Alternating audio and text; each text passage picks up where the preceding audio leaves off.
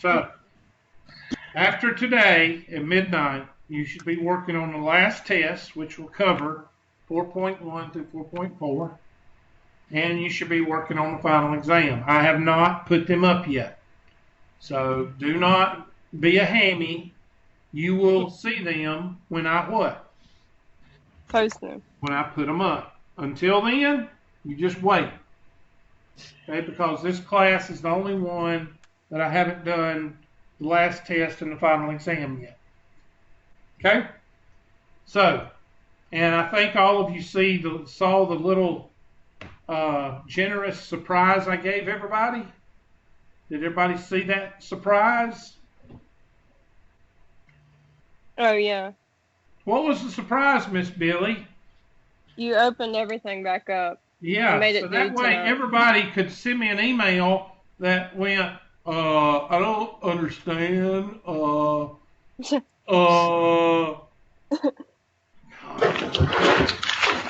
you. Some of y'all, I'm not talking about y'all, but I ain't kidding you. I don't think they should have a driver's license or procreate. I mean, honestly, you send them a good thing like, open up all the signs. That's like me giving you a test back, and I gave you an extra 10 points, and you go, Hubert, you gave me an extra 10 points. I think you need to take them back off. If y'all know why people do that, I don't know, but anyway. Okay, I'm going to cut off my video, and I'm going to pull out these. Okay, the way I did these homework problems, I pulled out problems that will be on the test. Does everybody understand? So if I'm doing them out of order, I'm not doing them out of order. I'm picking the problems out that probably will be on the test. The ones I didn't get to, I think there's 3 of them. Okay, that means that they're probably not going to be on the test. There's 3 that I didn't get to, and I'll try to get to them here after I get through with here. I don't know if I'll get to them or not. So turn your videos off, and I'm going to start with this one. And this one, I'll try to find it. Let me go try to find it. Let's see. I got to find it because I did it out of order.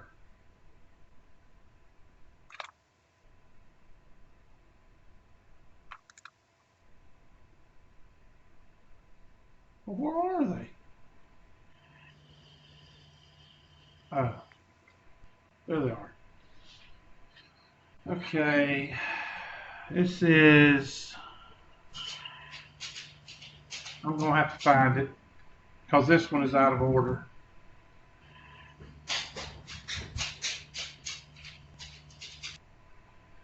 I think it's the 4th one from the bottom. 1, 2, 3, 4, no. Let me try this one.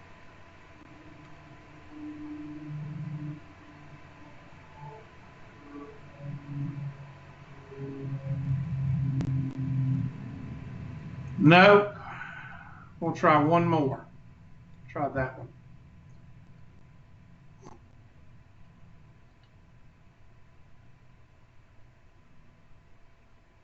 There it is. All right, write that one down because this is a test question. Suppose that in a memory experiment, the rate of memorizing is given by m of t is equal, m prime of t is equal to blah, blah, blah, where m prime of t is the memory rate because that's the derivative. Derivative and rate go together just like derivative and slope go together. Always remember that. Okay, I'm going to write that down, and you need to remember that because they go together. Okay? Derivative, when you see the word or see a derivative, that is usually going to have to do with either the rate or the slope. And this question right here says It's got it right there with it.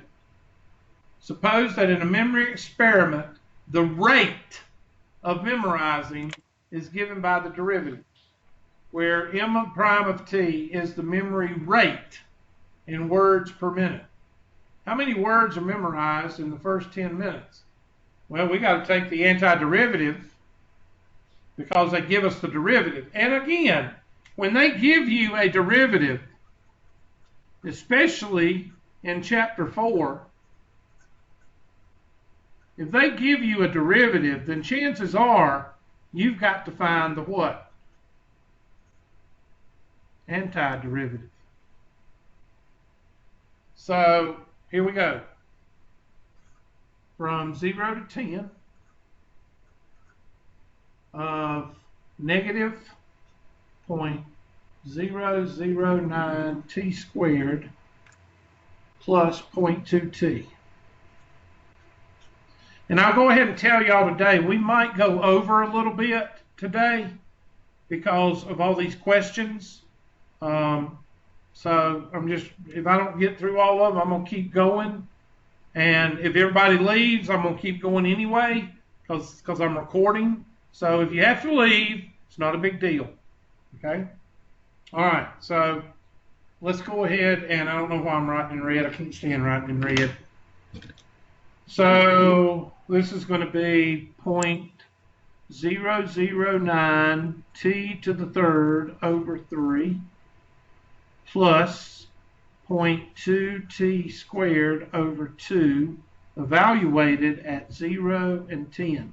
Now, before you start going crazy, this is not a bad problem because, one, these are going to cancel, these are going to cancel, and this is going to give you 100 and 1,000, so you're going to move the decimal. So this is not a calculator problem. Okay? So here we go. 3 will go in there, 0.003 times t to the third plus 0.1 t squared, evaluated at 0 and 10. And I'm gonna help y'all out. I'm gonna plug in 0 for y'all. Okay, I'm gonna plug in 0, and it's gonna give me 0. So I did that for you. So we just got to plug in the 10. Negative 0.003 10 to the third plus 0.1 10 to the second. And that's going to give me negative 0.003 times 1,000 plus 0.1 times 100. Now, what is the trick when you multiply by 1,000 or 100? What's the trick?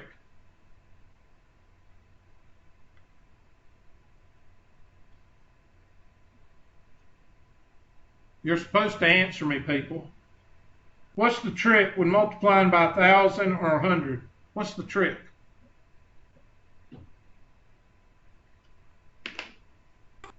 Move the decimal point. Move the decimal how many times? With 1,000, how many times do you move the decimal? How many zeros are in 1,000? 3. 3 places to the right. How many zeros are in 100? 2. 2 places to the right. Please tell me y'all knew that trick.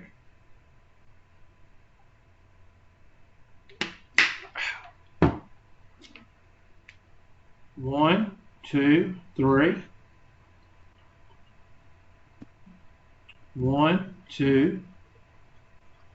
And what is negative 3 plus 10?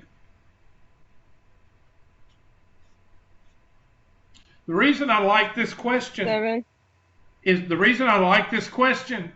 is because what do you think when you first look at this question? So it's going to be difficult. I cannot. Or it's going to be like. Exactly. And it ends up, you don't even have to use a calculator. I love this question. So you did good, Miss Billy. That's a good question. That's a good test question. 7. There you go. And I also like it because it's short and sweet. You good? Yes. All right, the next question, I'm going to go in order as they sent me. So I think Miss Chanel, Miss Zanino sent this one.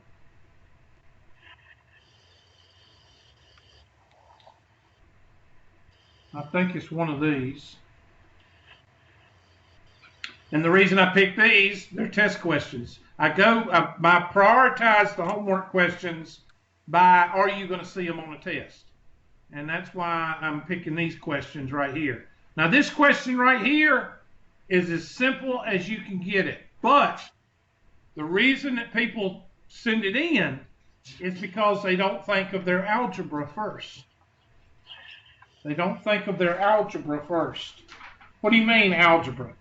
Well, in this problem, you can't do the antiderivative with the quotient rule because one, I haven't taught you, and two, you don't want to see the quotient rule because it's a mess.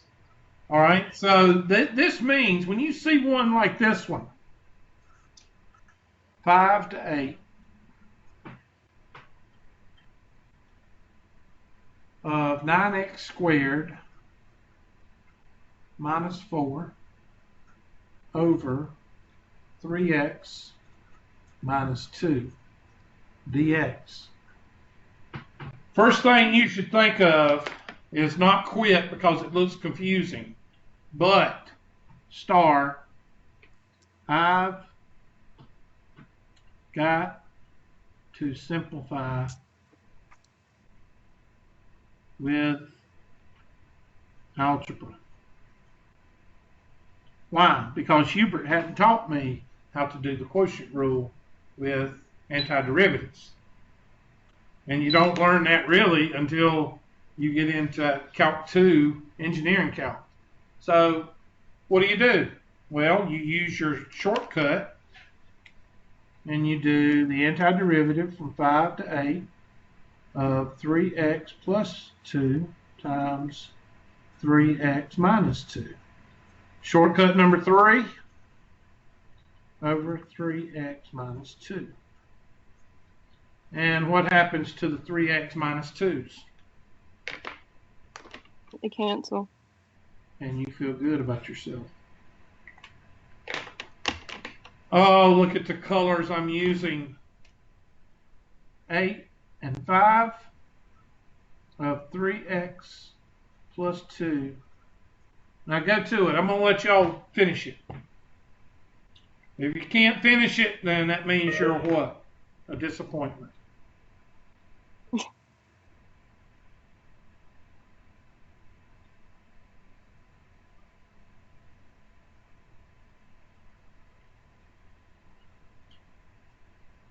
You have a work email. Let me see who that is. Bitching or complaining about something. Why? Because it's the last week.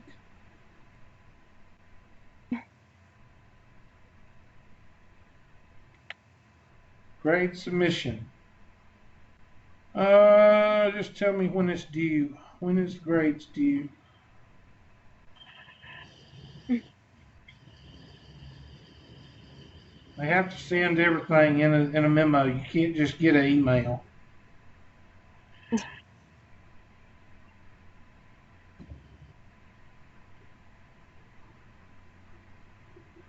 That's session C.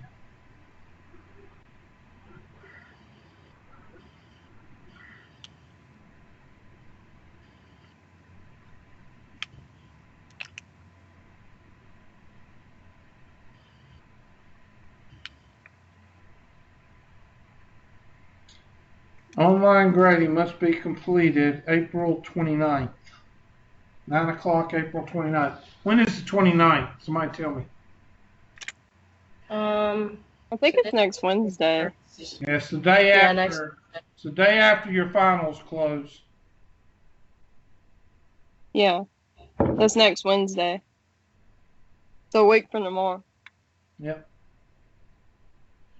All right, so what is this? Well, that's going to be 3x squared over 2 plus 2x dx over 1. evaluated at 5 and 8.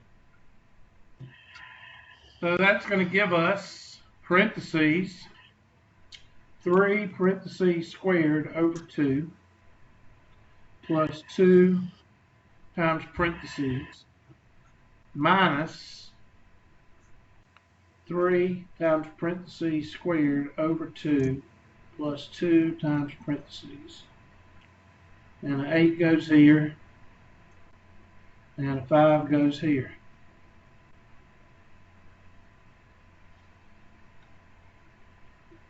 And 3 times 64 over 2 plus 16 over 1 minus 3 times 25 over 2 plus 10 over 1. Now, if you'll notice, I'm doing this step by step, and I'm not skipping any points. Not skipping any steps. Why? Because I'm a teacher? No, because I don't want to make a careless what? Mistake. Mistake. And that's where students, they think they can do this in their head, and they can't. All right? So 3 times 64, 192. Somebody check that out for me. Over 2 plus 32 over 2 minus 75 over 2 plus 20 over 2.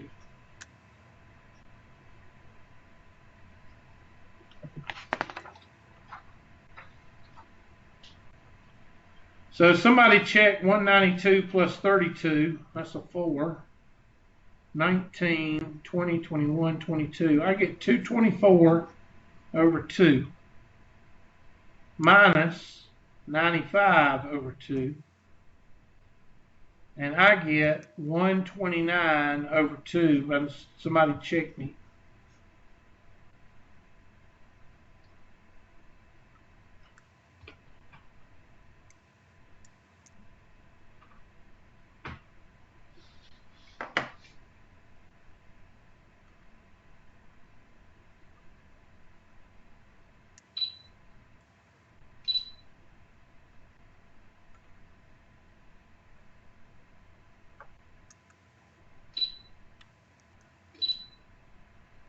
Tell me something. When y'all see my document cam, do y'all see anything on the left-hand side or the bottom, or do y'all just see my sheet of paper? I see like icons on the left side. So you do see these icons right here? Yeah. There's a way I need to figure out how to get rid of those. I know there's a way to do it.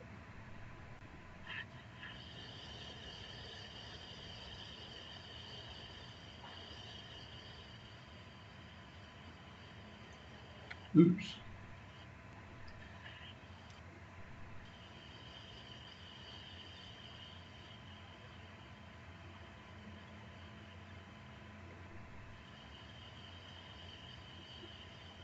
There. They're gone now, aren't they? Yeah. Okay. So I get 129 over 2. Let's see what they got. 129, and they probably want a decimal. I don't really care. Excellent. We are smart. Don't y'all feel smart? Don't you feel good about yourselves? I guess so. Huh? I said, I guess so. They don't sound too convincing. I guess so. I don't think math has ever made me feel good about myself. Oh, So. come on now. You come on. You're in calculus. You're not supposed to talk like that anymore. I love math. There you go. Ever. All right, be delusional. That's okay. This is 4.3, 5716. I showed my mom that video of that blonde girl you showed us Oh, in the car.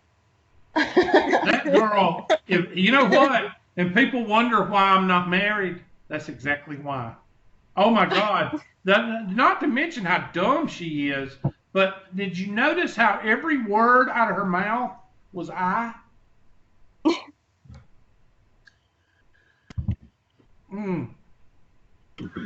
Yeah, I don't know why. I couldn't figure this one out. I think I just it was really late and I was tired. That's all right. We're going to go through it anyway because it's a test question. Okay. All right. So 3x raised to the 1/2 power. Well, I'm going to write 3x dx. So I'm going to rewrite because radicals in calculus don't what? Mix. Don't mix. 27. We can't see your screen. Say again. We can't see your screen. I'm sorry. 3x to the 1/2 dx. How's that? Is that better? Yeah, that's better. Now, I'm going to treat that, I mean, you could technically pull the 3 out, but I don't want to. Yeah, you could pull the 3 out if you wanted to, but I'm not.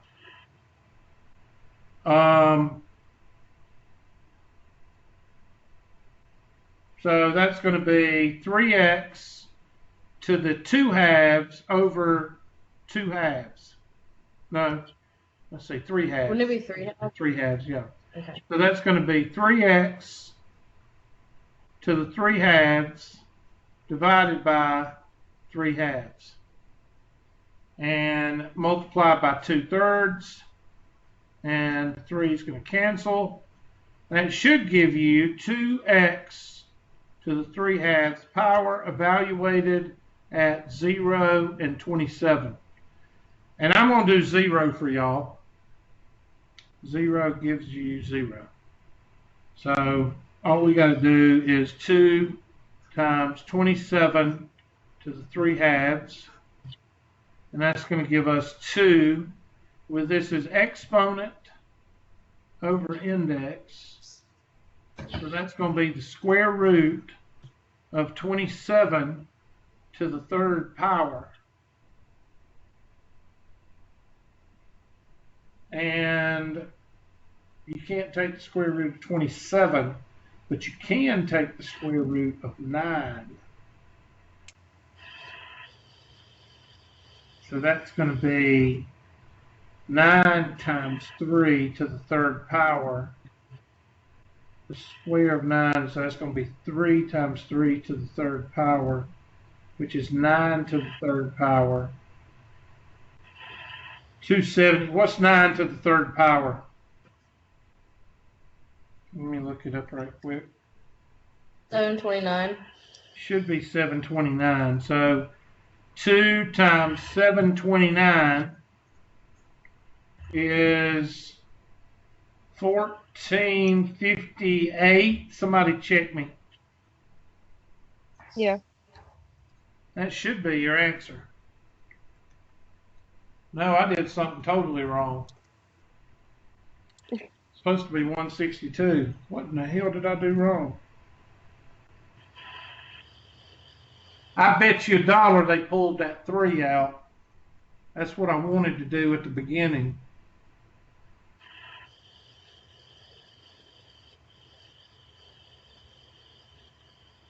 I did that problem. Why didn't I just look at my notes? Dadgummit.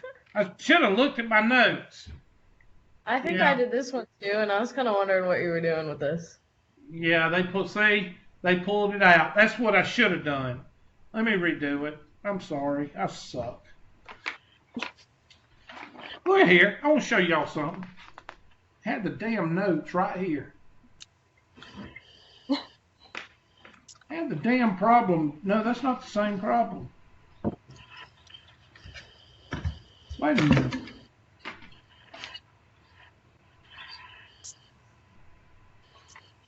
I done lost the problem. Hold on a second. I got my problems mixed up. Well, I can't find it right now. Anyway, let me redo it because I should have pulled out that 3 to begin with. So 0 to 27 of the square root, that's going to be 3x raised to the 1/2 power dx. Now, this is 0 to 27 of 3 to the 1/2 x to the 1/2. And I'm going to pull this out front. That's what I was wanting to do to begin with. 3 to the 1/2, 0 to 27 of x to the 1/2 dx. Now, what is x to the 1/2? Antiderivative, that's x to the what? 3/2 over 3/2, which is 2/3 x to the 3/2. And you've got that 3 to the 1/2 out there. Okay, now you can save it and leave it out there, 3 to the 1/2. I don't care, but you got to stick with one. Take 3 to the 1/2, and I'm going to leave that out front, and I'm going to do 2/3 x to the 3/2 evaluated at 0 and 27. So now let's do it. 3 to the 1/2, I'm just going to write that. And that's going to be 2/3 parentheses 27 to the 3/2 power. And that's going to be 2/3 times exponent over index. So that's going to be the square root of 27 to the 3rd power. And you can do 27 to the 3rd power in your calculator and take the square root, or you can raise. I'm just going to do it with the handy dandy calculator here. I'm going to take 27 and raise it to the parentheses 3/2 power.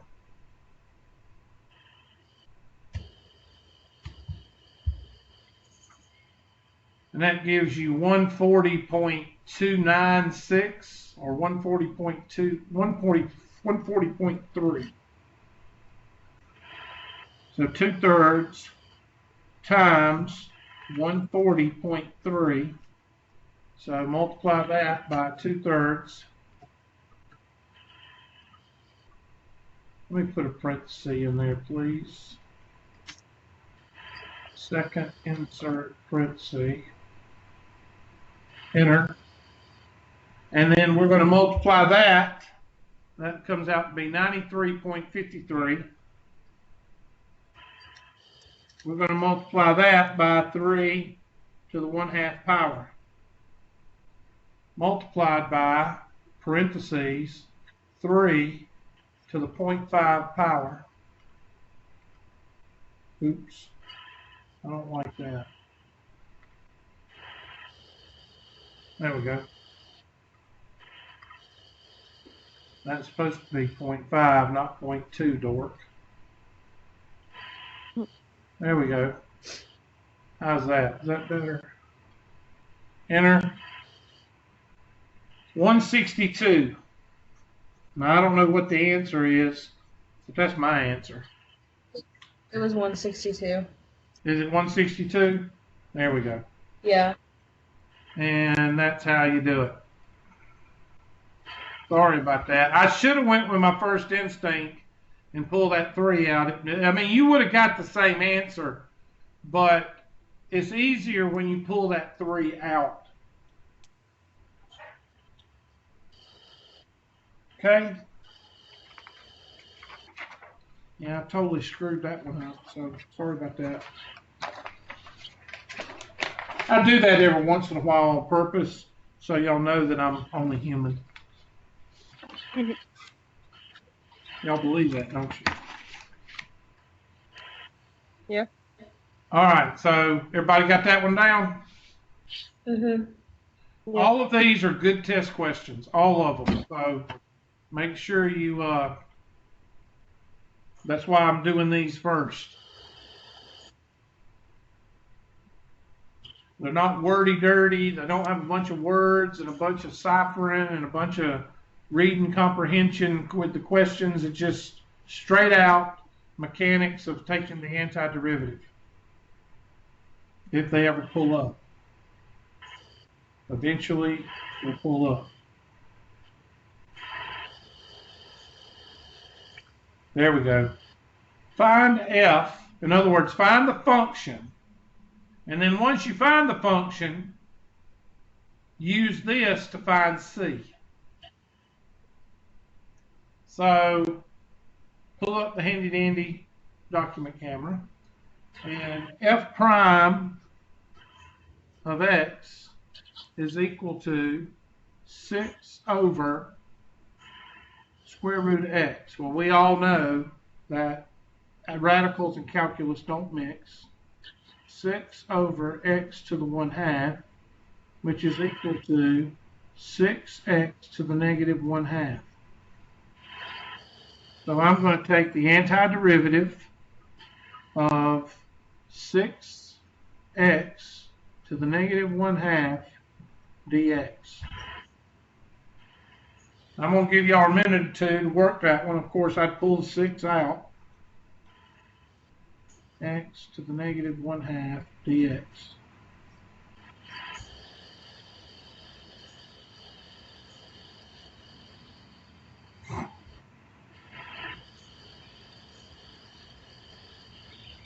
So that's going to be 6 brackets x to the 1/2 over 1/2,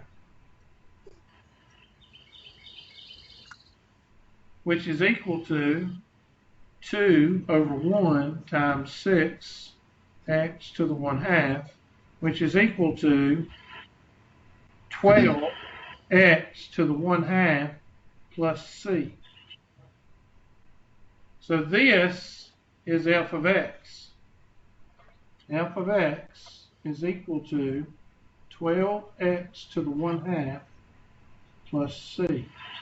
We want to find c, or you could write this, f of x is equal to 12 times the square root of x plus c.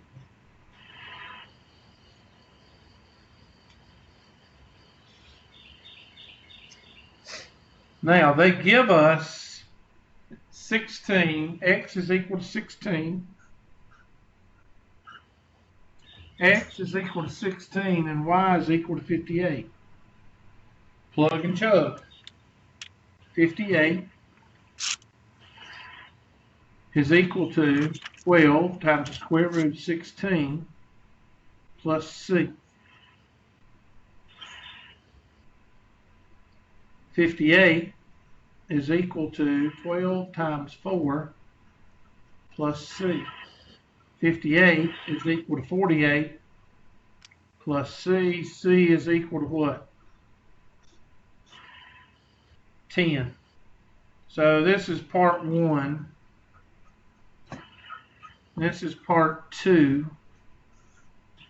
And part 3 is to write the equation. F of x is equal to 12 square root of x plus 10.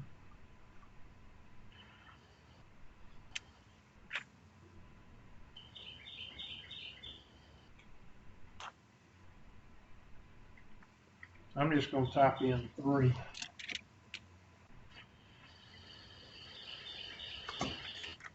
Boy, things must be running slow right now.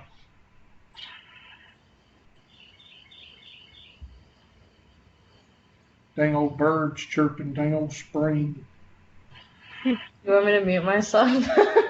What? Do you want me to mute myself? Yeah, I'll close the door. I have my back door open because my dog kept going out. That's fine. I've got them inside my house. There we go.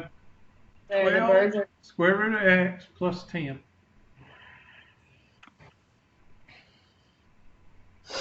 So that's a good test question.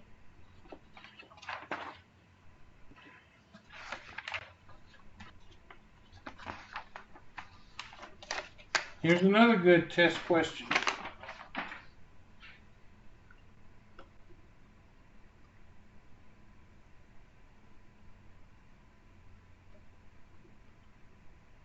Let's see if this is a good test question.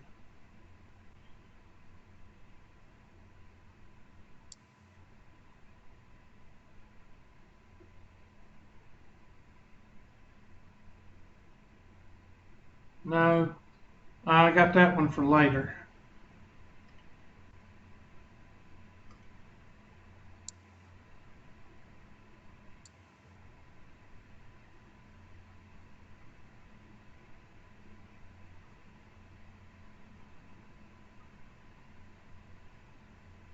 That one's later.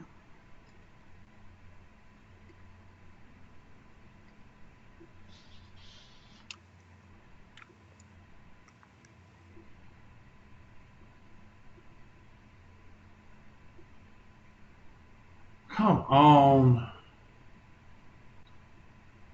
I'm sorry.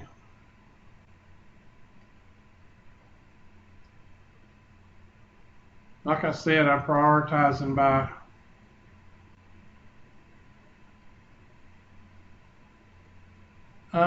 that one's not. We're gonna go over that one later.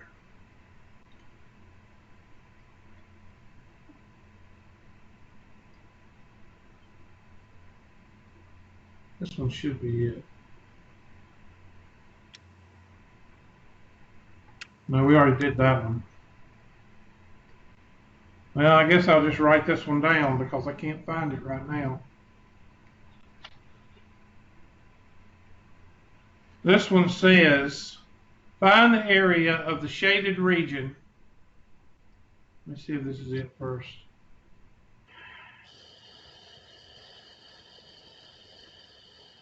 There it is. Find the area of the shaded region, and of course I want you to draw a picture of it. I'm blowing it up there for you so you can make sure you draw that picture because that's going to help you. Find the area of the shaded region. Blah, blah, blah, blah, blah, blah, blah, blah. Now, you don't have to worry about g of x, but you do have to worry about it for the first part of the problem. That's y is equal to 0. That's your x-axis. So I'm going to, while you're writing the question down, I'm going to draw it a little bit bigger, hopefully.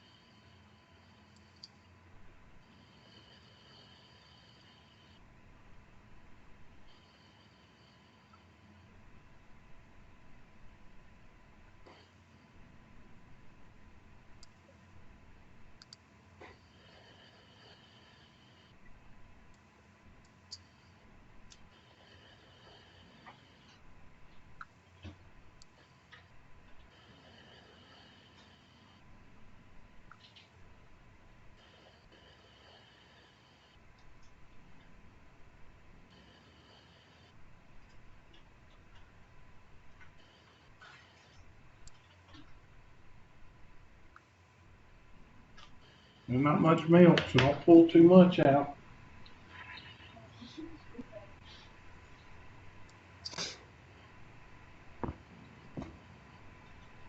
Okay, so I drew the graph right here, and the reason I drew it so big is because that g of x is equal to 0. Let's see, f of x is equal to the curve, so that's not a big deal. Negative x cubed plus 2x squared plus 15x, and then g of x is equal to 0. Well, when you say g of x or f of x is equal to 0, that's like saying y is equal to 0. That's the x-axis. So I'm going to highlight this x-axis. Now remember, when you're finding the area between two curves or the area between two lines, you've got to take the high side and minus the low side. In this case right here, this is the high side right there. And over here, this is the high side. Over here, it doesn't matter because you're taking the high side minus 0. High side minus 0 is going to be the high side. Does everybody understand that? But what is 0 minus the low side here? It's going to be a minus in front. And that minus is going to cause you problems. So make sure you know why it's minus. It's minus because 0 is your high side minus this side, and that's going to put a negative in front of that function. So you got to remember that. So I'm going to highlight this one. We're going to do this one in peach.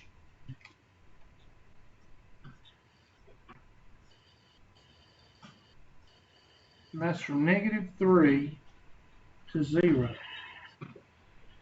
And then we're going to do this other side in green. And that's from 0 to 5.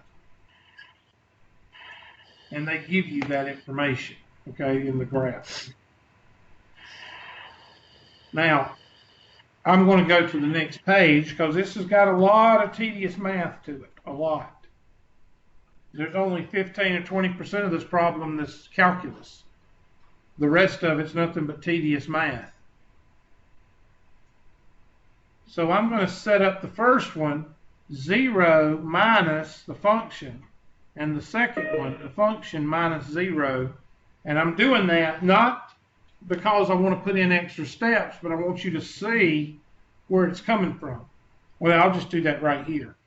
So with the peach, it's going to be the antiderivative from -3 to 0 of this function, 0, which is the yellow, and I'm going to use the yellow marker that y'all hate, minus parentheses -x cubed plus 2x squared plus 15 dx. And then we're going to add, and we'll do the green. I should have used posters on this. The antiderivative from 0 to 5 of -x cubed plus 2x squared plus 15 Wait, minus... in the isn't the shaded region only to 1? Like 0 to 1? Oh, thank you so much. Thank you. You're welcome. I didn't go Thank any you. farther. I'm amazed. Is that Miss? Who is that? Miss Cox? Or I don't have everything pulled up. Who was that? Yeah. Thank yeah, that you. was me. You're supposed to wait until I do the whole problem. I have a bad habit of correcting you before you finish. I'm so thankful. Thank you. All right, let me put a thank you. Well, if I did 0 to 5, that would have been just a different problem. So I'm going to put a 1 here. Here we go. And minus, and I'm going to use that yellow marker, 0. Now, I did that for a reason, dx. What happens when you subtract 0 from anything? Nothing. Why is there a fly on my giveaway? Okay, nothing.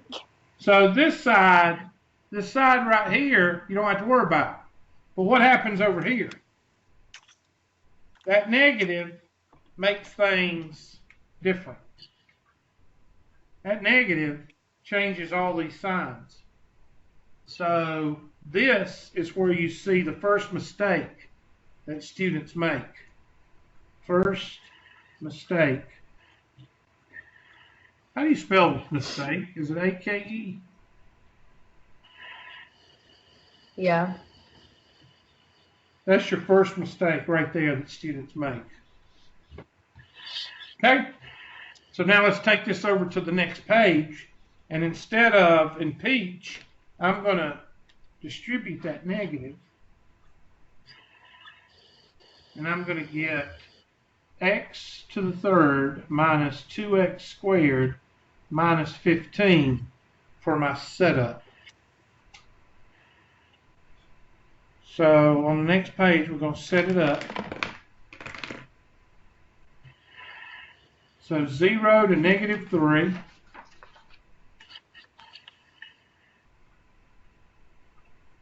of x cubed minus 2x squared minus 15 dx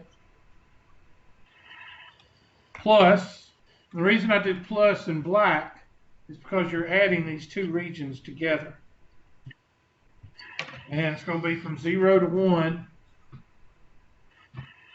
of negative x cubed plus 2x squared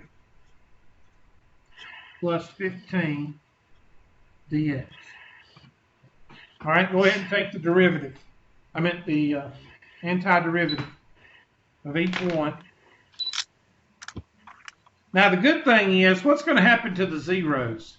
That's going to make life a whole lot easier, because 0x to whatever minus 2 to the 0 plus all that's going to cancel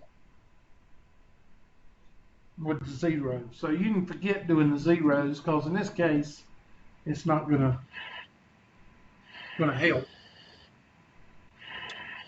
So here we're going to have x to the fourth over 4 minus 2x to the third over 3 minus 15x, evaluated at 0 and negative 3,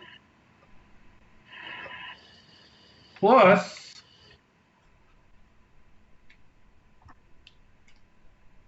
negative x to the fourth over 4 plus 2x to the third over 3 plus 15x, evaluated at 0 and 1. Now I'm just going to go ahead and save us a little bit of time. That x, that 0, I'm going to x that out, because 0 divided by 4 minus 0 divided by 3 minus 0 is 0. And 0 divided by 4 plus 2 times 0 divided by 3 plus 15 times 0 is 0. So I'm going to take those out. So now we just got two things to do. Parentheses to the fourth over 4 minus 2 times parentheses to the third over 3 minus 15 times parentheses plus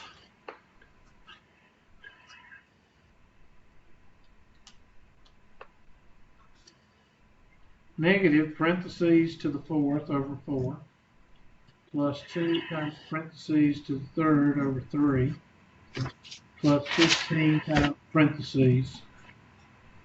And I'm going to plug in a 1 here, and I'm going to plug in a negative 3 here.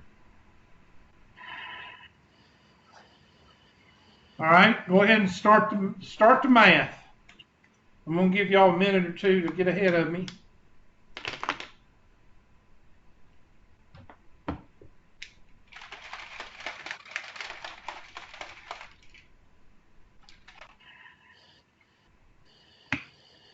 You have to mix that vodka up every once in a while.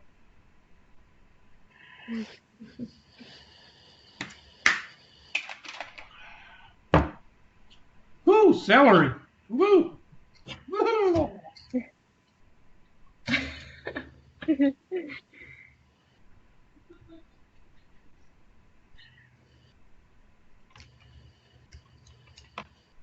Quit laughing in there. I'm going to call DSS.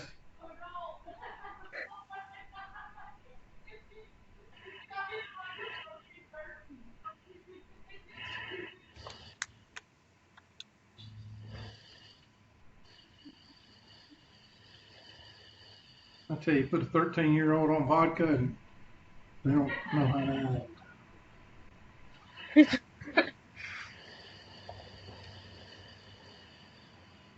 All right, that negative 3 to the fourth power That's going to be 81 over 4, right? Y'all check me out. I'm going to need some help Oh here. shoot. What? Fractions. I just totally ignored all of the fractions in this. You totally ignored them. I forgot. Like I just put 81 and I didn't write the over 4. You know. Well, that must be Whatever. nice. Just do Well, away I with fixed it. it.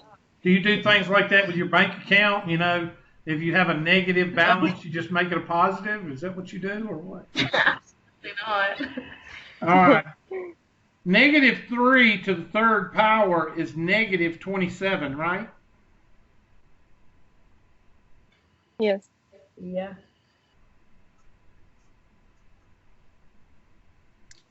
And positive 45.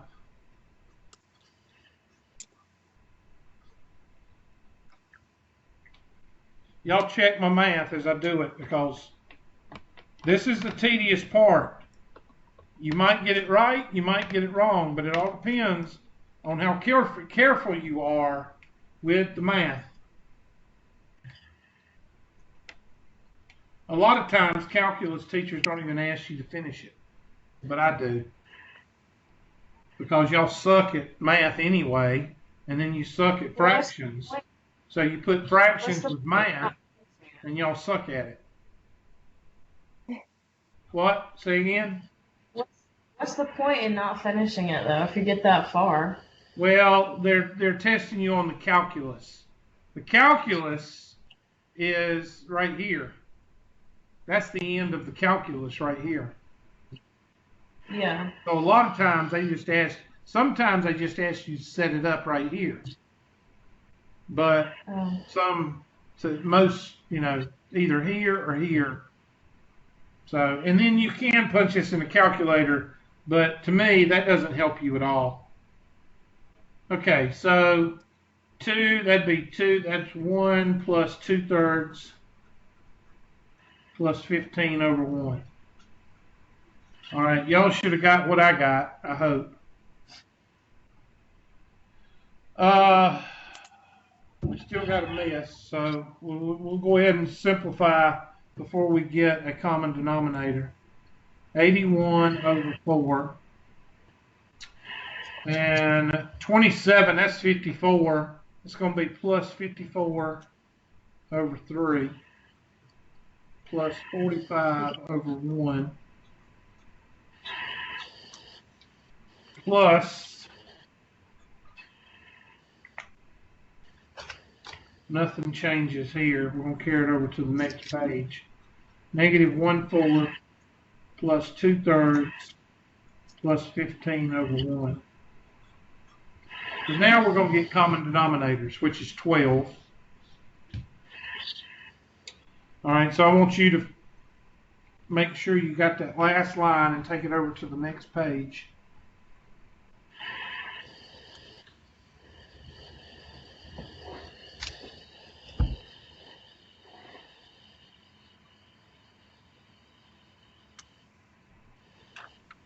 Everybody got that last line? Yeah. Okay. Yeah. All right, so the last Priority 1 page, message coming in on secured channel. make sure that's not one of y'all saying, slow down. Somebody.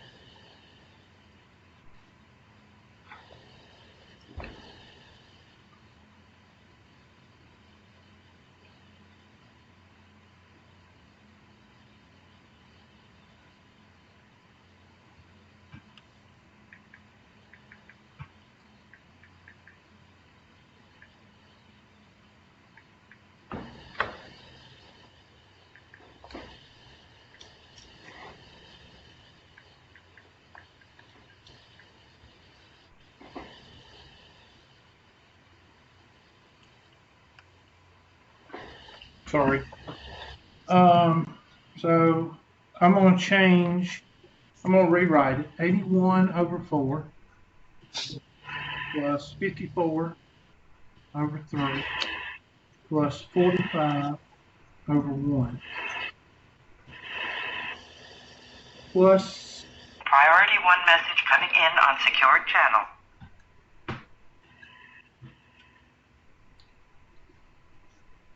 negative 1/4 plus 2/3 plus 15 over 1. All right, get a common denominator of 12 all the way across to make things easy. You don't have to do that, but I am. Wait, I did it an easier way if you want me to tell you what I did. What did you do? So 54 divided by 3 Yeah, is you actually could do that. 15. Yeah, and So you make the common denominator like 4. yeah, you could, but I'm just going to do everything by 12 because that's Okay. just me. 12, 12, 12. Because you're going to have to get a common denominator somewhere, either way. So,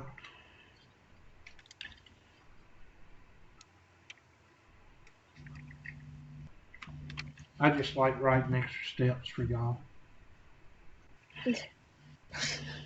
Better than having posters. How's those poster teachers coming out? They still doing posters online? 4 will go into 3, or 12. 3 times 81 is 243. 3 will go into 12. 4 times 2016, 216. Somebody check my math there.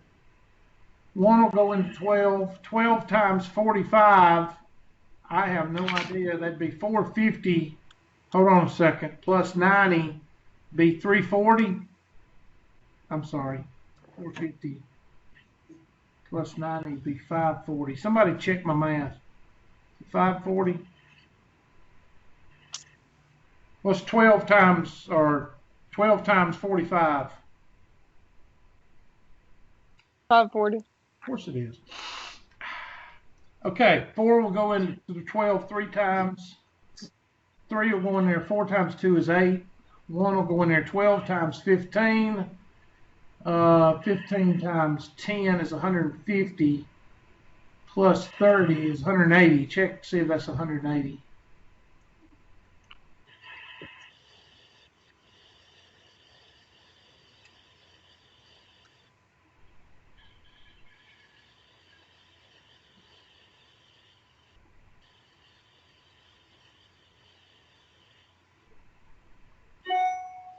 Okay, so I'm not talking, so I guess everything's okay.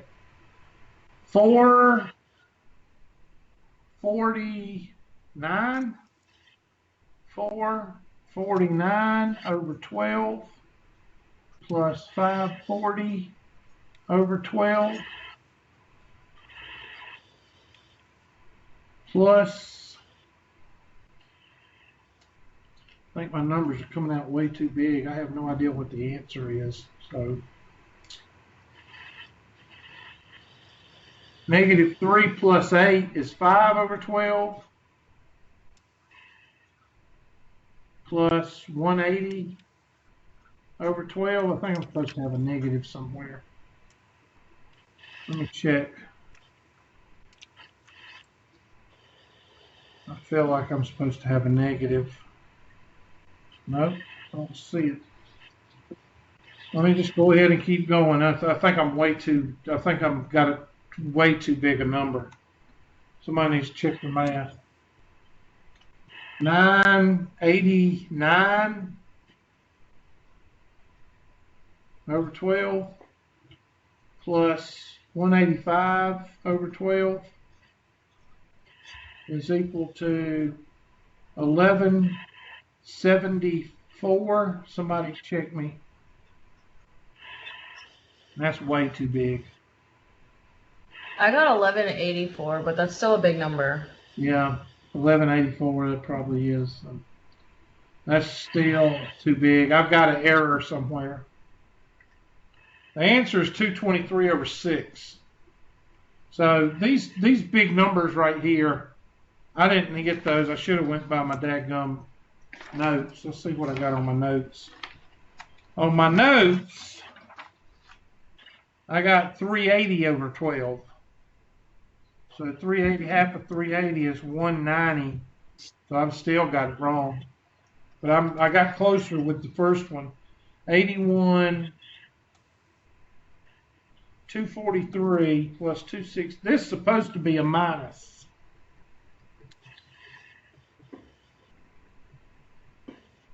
So evidently I've dropped a sign somewhere. Hold on, let me look back. Yep, I sure did. No, when you plug in -3, that becomes a positive. So I've got an error somewhere, so you can look for the error. I'm not going to worry about it right now because we need to move on. The answer to this one, and I'll do it in red because I didn't get it. Okay, I'm a little bit too high. The answer is 223 over 6. And the first time I did this problem, I got 190 over 6. So I've got an error somewhere. And it's hard not to get an error when you're doing that much tedious math. And I guarantee you I've got a sign wrong right in here because that number right here is too high. So look in that area for some of y'all that want to look for it. See if there's a sign I got wrong somewhere. All right, let me pull up another test question. That problem I just did is probably the longest homework problem that y'all have sent me. Okay, that's the longest one. And 85% of it is long because it's basic math. Okay? Here's one that's not too bad, if I can find it.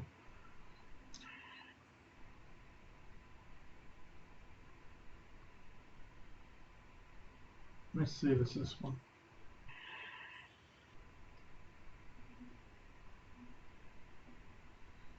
It's the one with the curves and the blue, painted blue. I don't know who sent it. Nope, that's not it.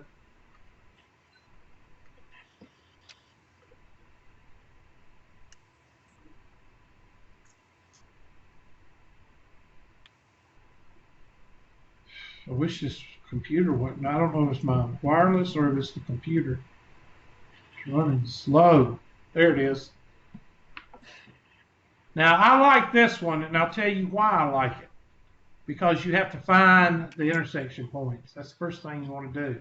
So you got to set these two equal to each other. So go ahead and do that because we've got to find the intersection points. Now, you can also do it on your calculator. And that's fine, but I'm not going to spend the time right now. If you know how to find intersection points with your calculator, good, but use it. But we're not going to do that on here. I'm just going to set it equal. So the first thing I'm going to do is, number one, I'm going to find the intersection points.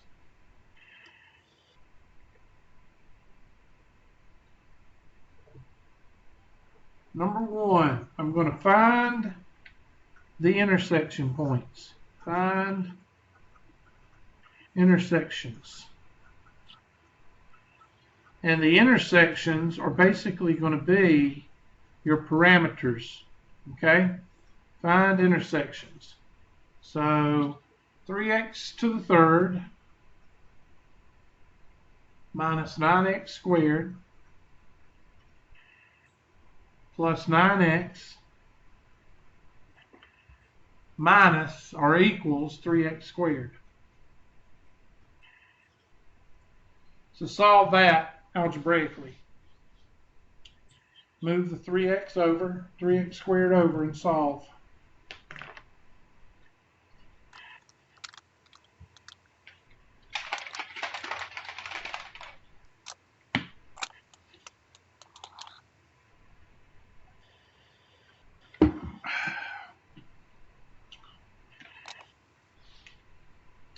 3x cubed minus, what's negative 3, what's negative 9 minus 3?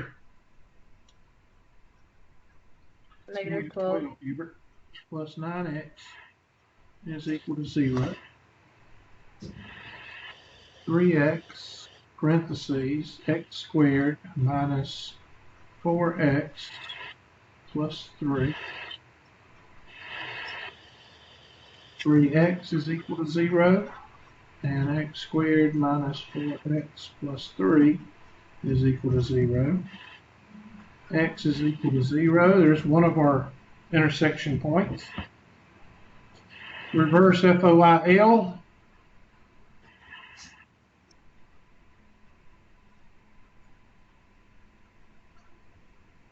X minus 1 is equal to 0. X minus 3 is equal to 0. X is equal to 1. X is equal to 3. And there are our intersection points.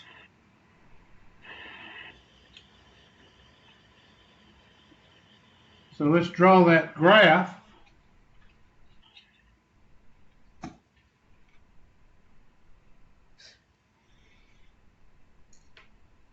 And we've got a function that looks like a parabola. And we'll do that, we'll do that in peach.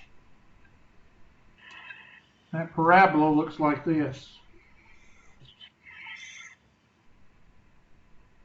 And then we'll do the other in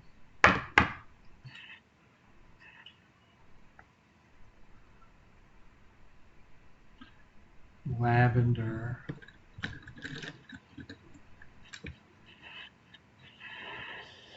And it looks like this.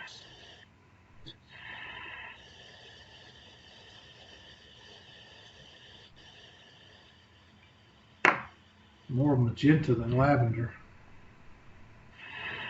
There's lavender. I should have used that other one. Okay, that's magenta. Sorry. So this point is 0. This point is 1. And this point is 3. Now remember, your high side, here is your high side. Let me take my handy dandy highlighter. From 0 to 1, this is your high side. From 1 to 3, this is your high side. So from 0 to 1, your high side is 3x squared minus 9x plus 9x, or whatever. 3x squared minus 12x, minus 9x squared plus 9x. That's your high side. And on this side, your high side is 3x squared.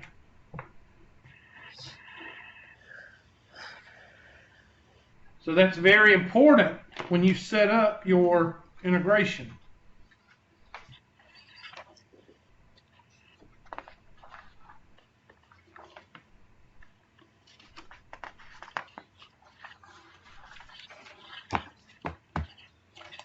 Okay, so I'm going to set up the integration, and I'm going to set it up via colors.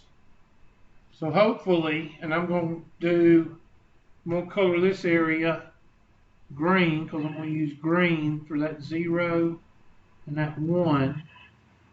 And then I'm going to use, we'll go with lavender since I didn't use it. Lavender between 1 and 3. All right, so here we go. I'm going to take the 3x minus 9x and I'm going to subtract 3x squared, because I want this area, and we're going to do that area in blue. This area right here is going to be the antiderivative from 0 to 1 of 3x squared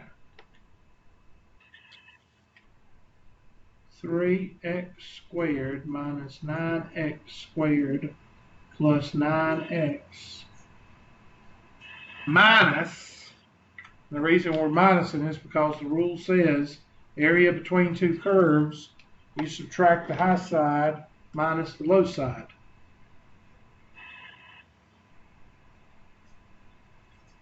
There's that one. Shouldn't that first one be 3x cubed? Should Be be. 3x squared. Thank you.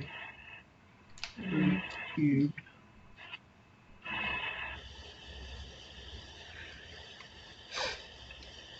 All right, now you set up the second one. We got to add the black plus, because the black means that's you're going to add them together because there's two regions.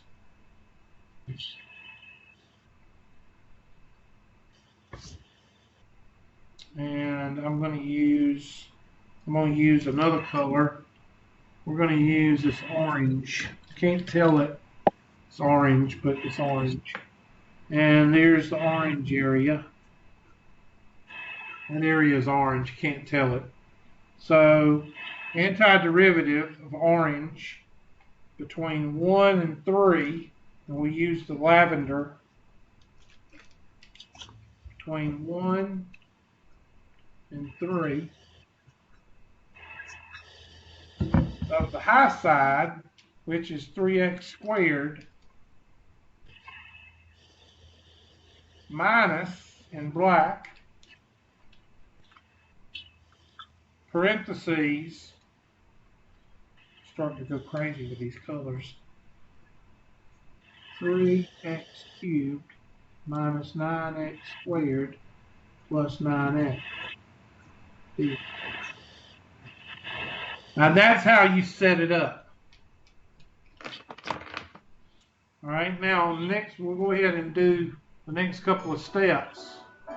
We already run out of time, so I'm going to get it set up real good, and then you can do the math, because here is how much math is involved. You see that? And I have no idea if I've got the right answer, because I don't even think I finished it. Did I finish it? Yeah, I got 37 over 4, and I have no idea if that's correct or not. So I'm going to go ahead and set it up. So antiderivative from 0 to 1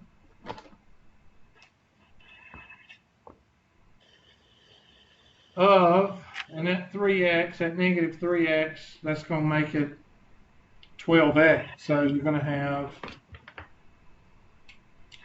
3x cubed minus 12x squared plus 9x dx.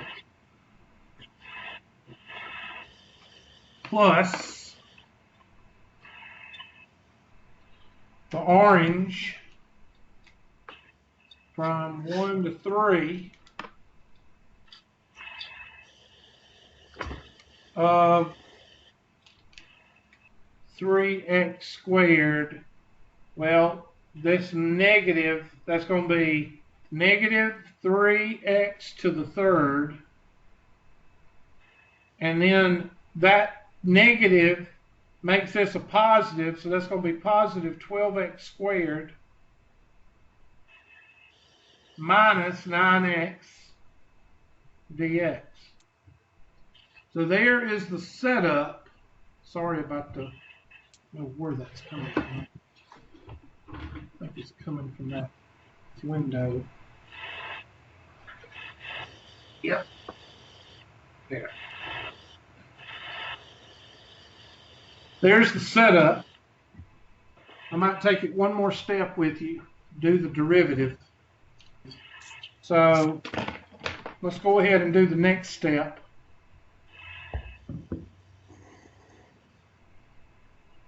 And that's going to be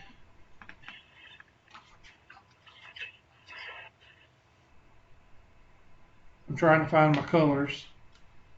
3x to the fourth over 4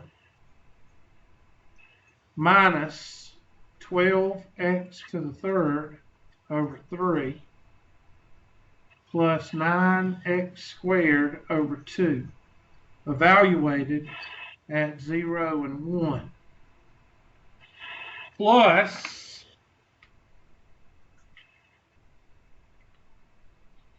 the orange, negative 3x to the fourth over 4 plus 12x to the third over 3 minus 9x squared over 2, evaluated at 1 and 3. Now there is your setup for your math. And the good thing is you got 1 0 there. So you know that's going to cancel out. So you just got to do 1s across there, which doesn't change anything because that'll be 3 times 1, 12 times 1, and 9 times 1. So if you do that, you're going to get 3/4 minus 12/3 plus 9/2. And if you want to get a common denominator, and that 12 divided by 3 is 4, that's really not going to help you with anything. So I'm going to go ahead and get a common denominator of 12.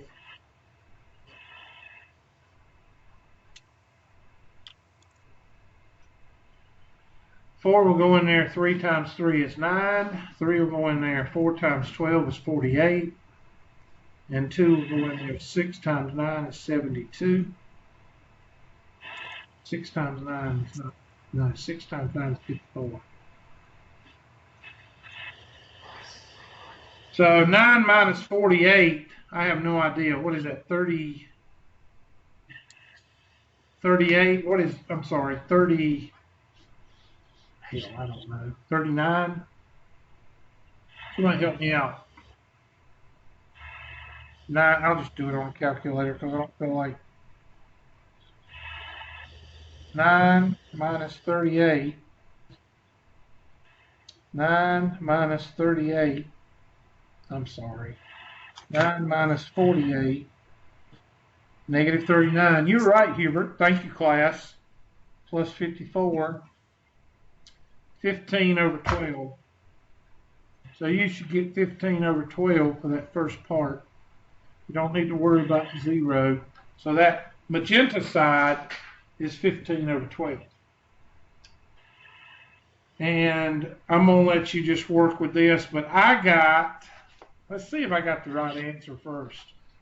I got 37 over 4. 37 over 4.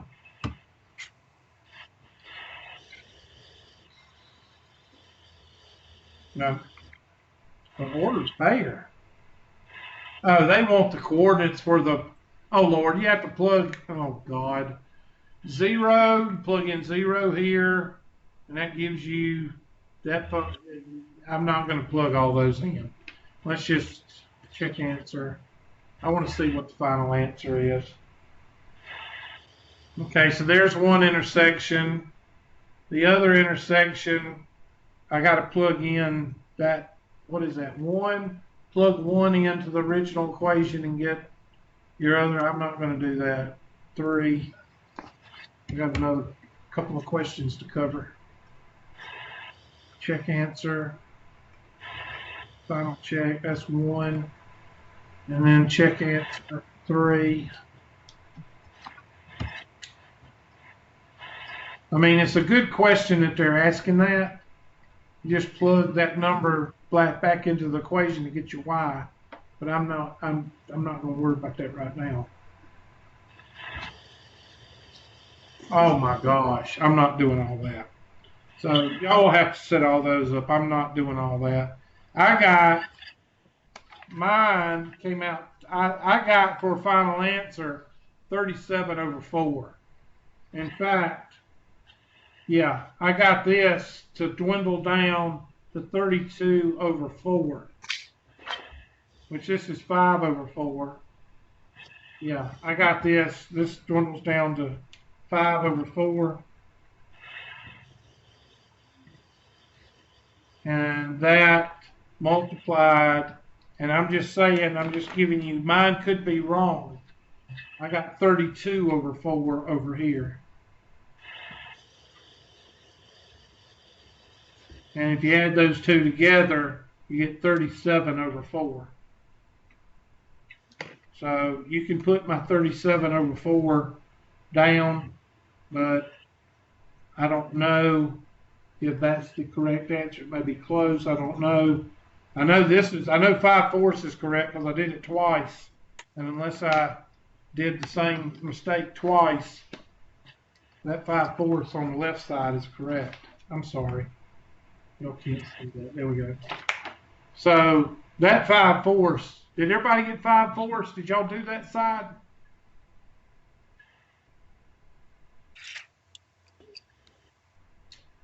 Okay, thank you for the input. This is smaller than this, and look at your graph.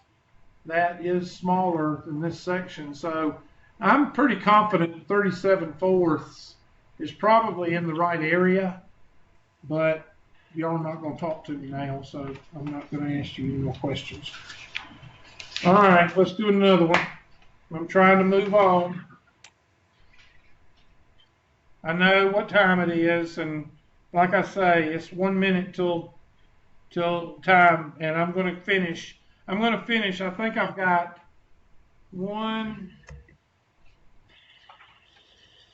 I've got 3 more problems. I've got 4 problems left. And if you want to, stay, that's great. If not, then that's okay too. All right. So here we go. Here's the next problem. And let me pull it up. And this one is the juice company. I can't remember which one Bailey gave us. Let's see.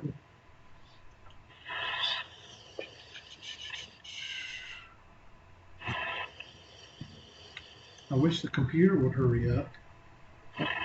Yeah, I'm going to leave that one up since I haven't done it yet. This one, I think we just did that one. Yeah.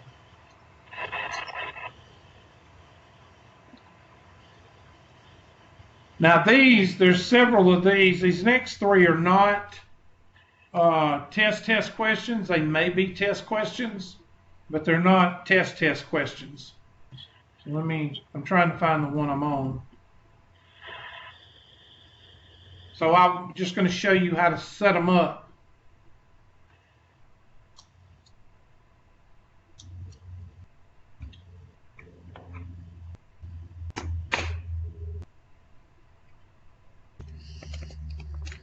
This one is the juice company, if I could ever find it. Okay, we did that one.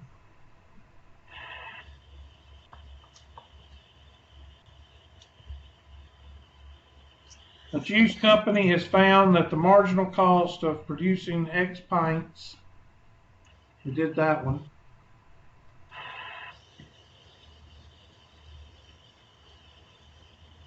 We're running out of questions.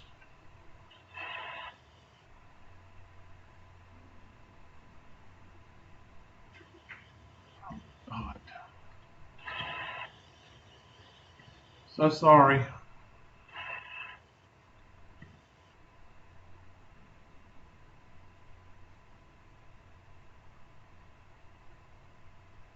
That one is not a very difficult question. They're just asking you to count that's not difficult at all. I'm still finding the juice company.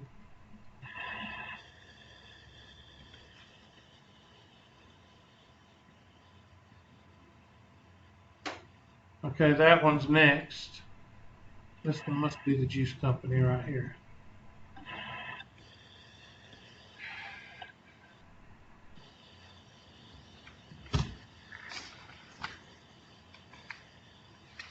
There we go. All right, juice company has found that the marginal cost of producing X pints of blah, blah, blah. Let's see, somebody wrote me a note.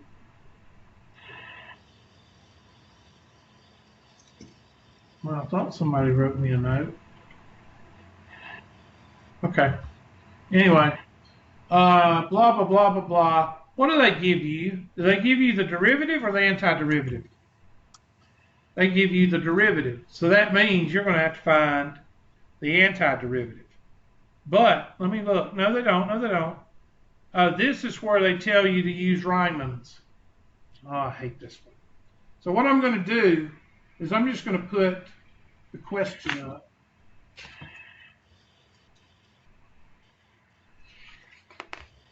We did one like this one in class. First, you got to find delta x. In other words, the base from here to 264. Well, that's 264 minus 0. And that comes from right here. 264 minus 0 divided by 3, and that's 88. So 0 plus 88 is 88. 88 plus 88 is 176. And 176 plus 88 is 264. So there's your 3 rectangles. Now, I got to find this height. I got to find this height. And I got to find this height because it says the left what? Endpoint. Left endpoint. Find the left endpoint.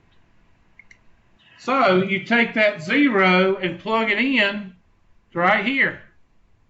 But I'm not going to do all that. But I'll do the first one because it's easy.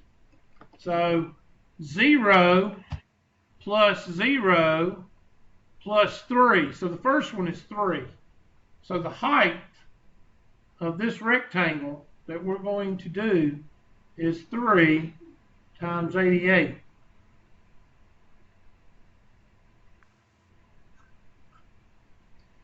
Now, you type in 88. So since I got 2 people here, Miss Bailey, I want you to type in 88 into this formula. And Miss Billy, I want you to type in 176 in this formula. So do that, or this formula right here. So do that with your calculator if you can, please. I'm trying to speed this up.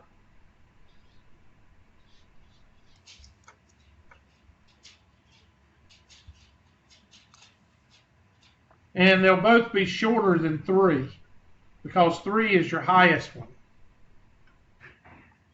So the second one, Miss Cox is going to do. And the third one, Miss Billy is going to do.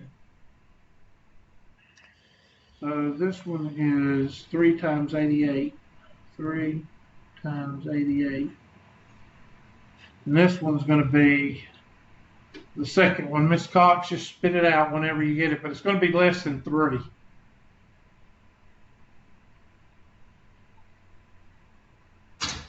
Okay, I'm typing it into like the C prime of x, right? Yeah. Okay, I was like confused for a second. Yeah, because on this one, they're not asking you to find the antiderivative. You could, Okay. but that would be another part of the question. I got 2.85. So 2.85 times 88. And Miss Billy, just shout yours out whenever you get yours. And yours is going to be less than 2.85.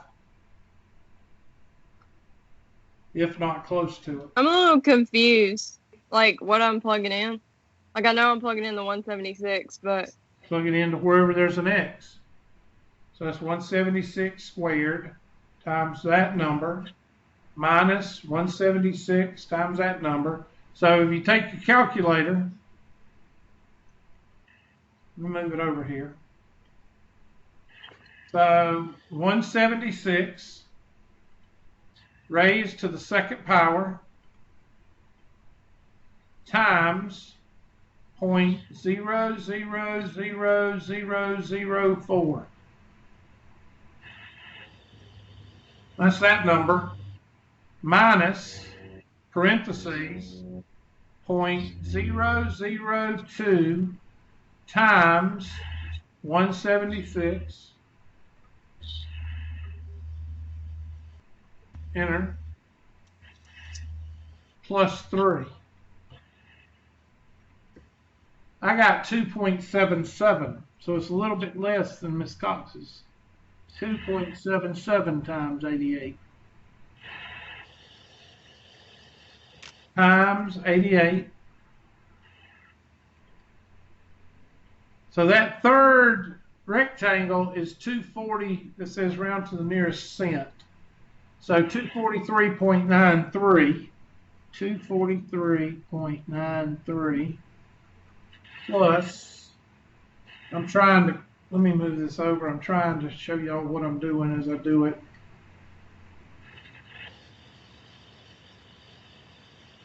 $88 times 2.85, 88 times 2.85, which is Miss Cox's rectangle, 250.8. And then my rectangle is 3 times 88, 264. So add all those up, plus 250.8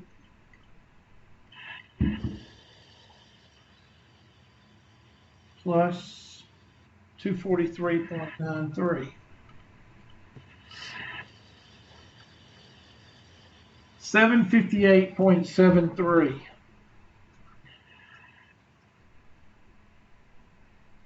And I have no idea what the answer is. 758.73. Well, that's what I got. Let's see what they got.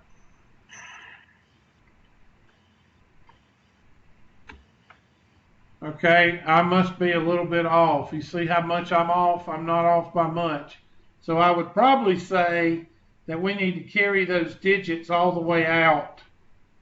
So if you got 2.85, I would carry that out to maybe 4 or 5 digits.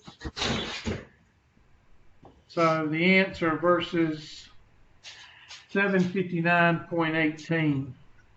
759.18. I would be very lenient with you if you got 758 point. I would be very lenient. But what they're doing evidently is when they're getting these numbers, right here, they must be carrying it out to the 5th digit. Oops, I'm sorry, hold on. These two numbers right here, you might want to carry out to 3 or 4 digits or 5 or 6 digits, or just leave them in the calculator. Okay? Because that's the only ones that have a decimal. 88 doesn't have a decimal, and 3 doesn't have a decimal. So they must have carried this out a little bit. Now, this question and this question basically are the same. Now, that question is this one right here. Let's see if I've done pulled that one up. There. I'm not going to go over that one because it's the same. What's the difference between 2 and 3 and 3 and 4 and 4 and 5? So all those bases are 1s. Hold on. So I'm going to multiply each one of those heights by 1. But you got to plug that 2 in. So 1 over 4. So that's going to be 0.25. I'm sorry. 2 over 4. Sorry. Yeah, 1 over 4. That's right. So that first one is going to be 1 over 4 times 1, which is 1/4. And then this one, 3, that's going to be 1 over 9. That'd be 1/9. Of course, these are going to be decimals. Scoot that over a little bit. Hold on. See, as you can tell, these are more theoretical questions. I might put them on there, but I might not. Chances are the ones that I've covered already are good test questions. Okay, what's 4? 1 over 16.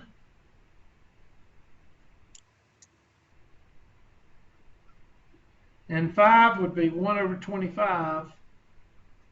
And then you would add all those decimals up to get your answer there. Here, they're breaking the rectangles up to be smaller. And your height, your base now is what? 0.5. So you mean you're going to have more calculations. So let's do the first couple. What's f of 2? Well, that'd be 1/4. 2.5, I'm not doing that one. You can do that in your calculator. 3 would be 1/9. F of 4 would be 1/16. And then you would fill all those out. I would do that on a spreadsheet probably, unless you want to do it on your calculator. And then you add all those up. This is theoretical stuff. This is not, Hubert's going to put these on a test. No. I might put them on a test, but I might being a 1 out of 10, being like a 2. But you got to know how to do them. Okay, the next question. Let's see. This one right here. This one's short and sweet. This one right here. Let me see. What's that one? We just did that one. This one, blow this dadgum thing up.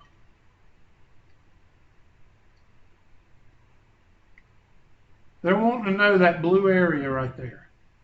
Okay, at t is equal to 0, there's 6 people infected. So put 6 right there.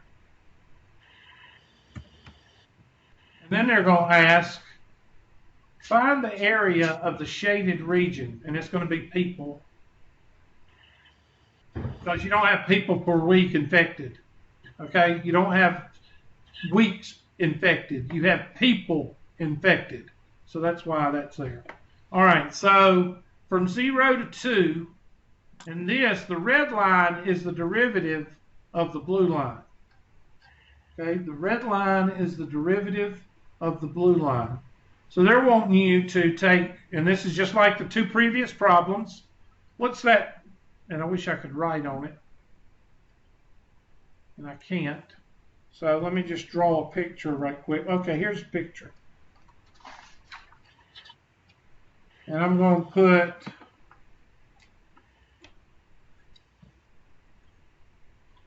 and this is 0 and this is 2, so that means this base is 1 and that base is 1.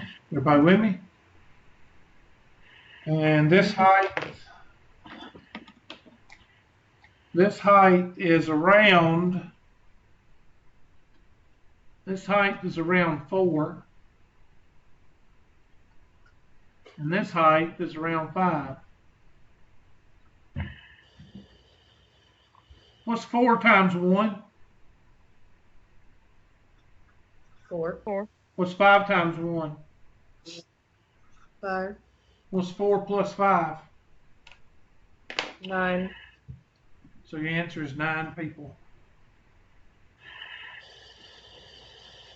You're finding the area in those 2 blue spaces right there. So I might put that one on a test just so you can find the area, but it's pretty. Select the correct choice below.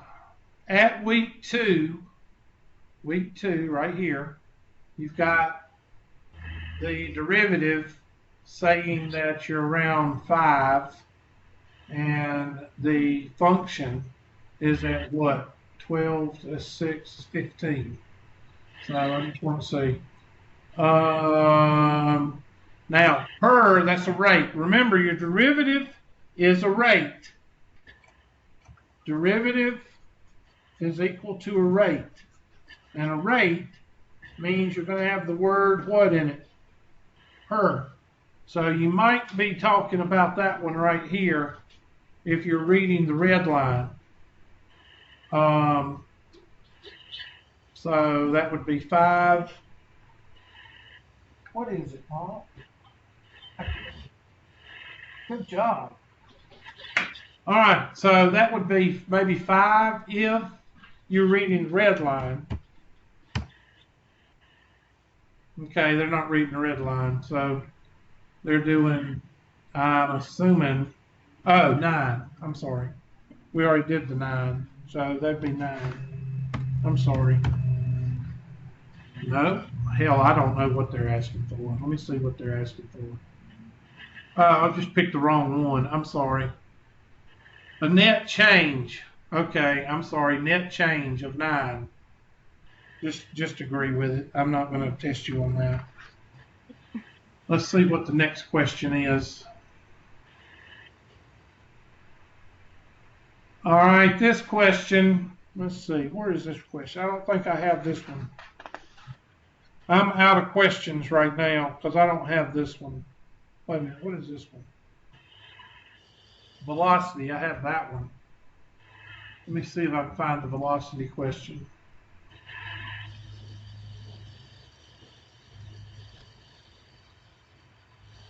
Okay, let's just do these questions together because I haven't got them.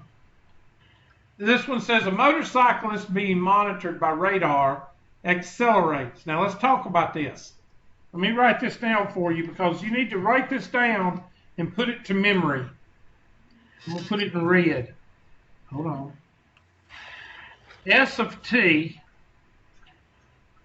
is equal to a position vector. Mainly algebra. That's your function, position function. In other words, x squared plus 4.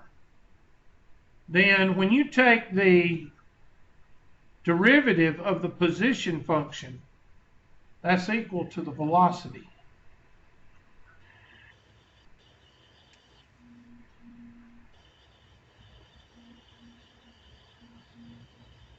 And then when you take the double prime of the position vector, or the first derivative of the velocity vector, that is the acceleration vector.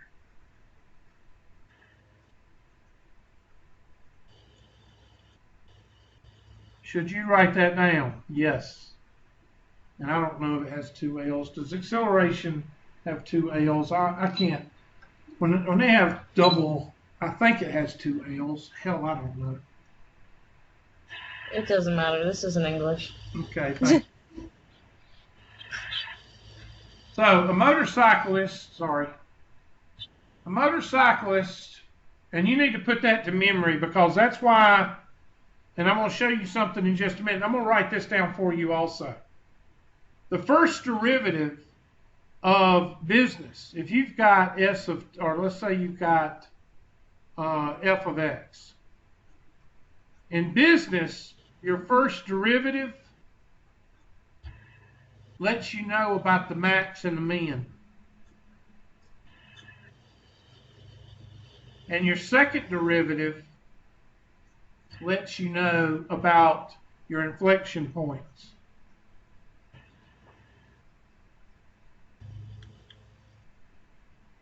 So why am I telling you this? It's very important for you, and that's why I do things differently in calc.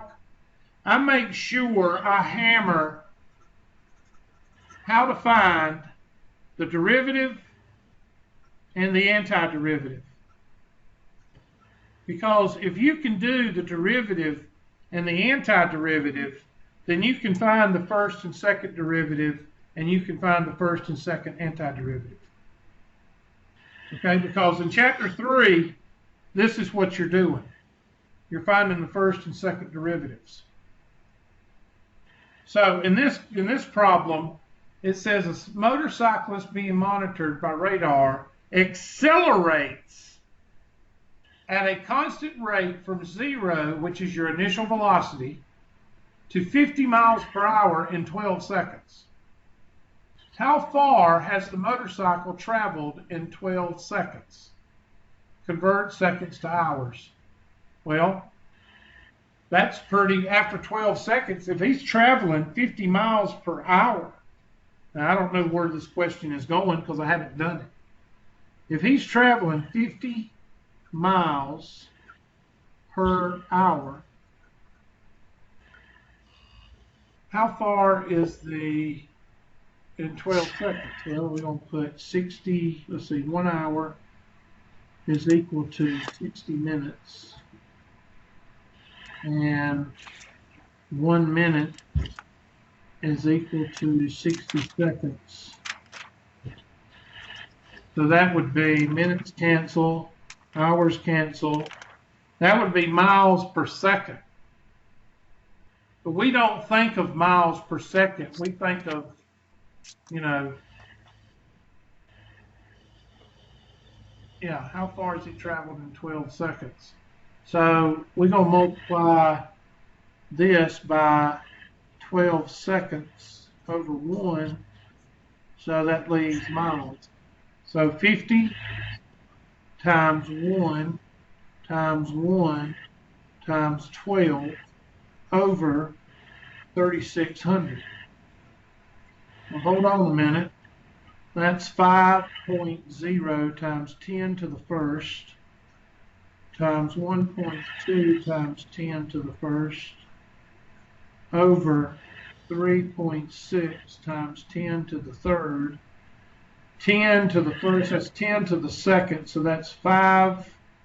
5 times 1.2 is 5, and then,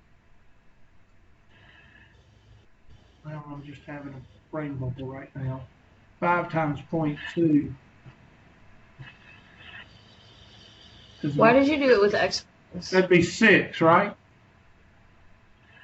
I think that'd be, what's 5 times 1.2? 6? That'd be 6, Yeah. 0 times 10 to the second over 3.6 times 10 to the third. 2 minus 3 is -1. And then divide 6 by 3.6. Somebody tell me what you get. What's 6 divided by 3.6? 1.67. 1.67. Move one place to the left. 0.167 miles.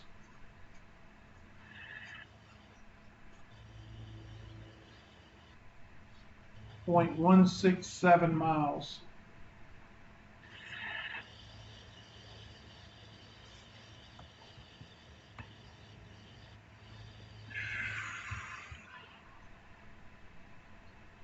Well, I guess I didn't do it right. Maybe I'm not understanding what they're asking. Let's see what they did. What's 1 divided by 12?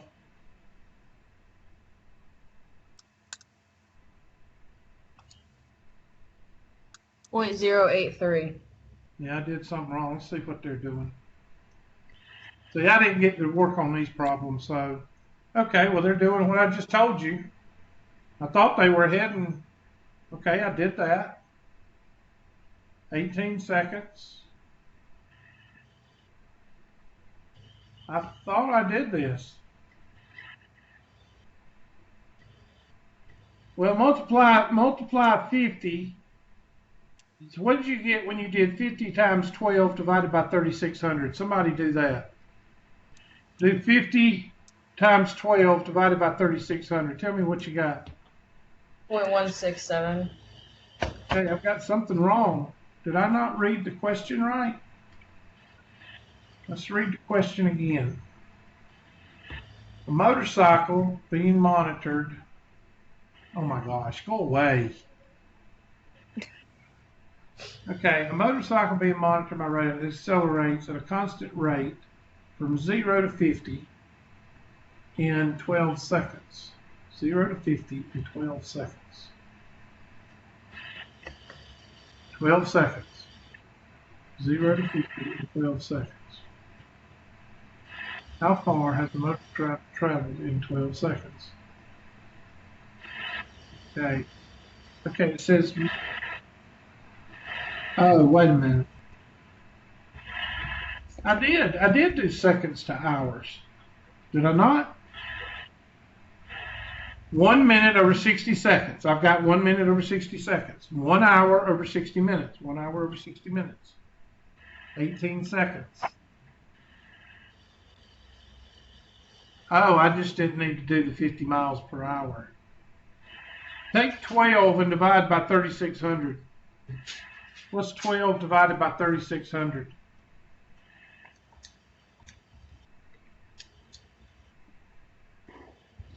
0.003. Is that what it was? What's 1 divided by 12? It was 0.083. I have no idea what they're doing. Because, wait a minute. Click the continue thing again so you can see what's next. Acceleration is the change. Oh, they're finding the slope. Well, that's the slope. Use the points. That's finding the slope. I don't see where they got.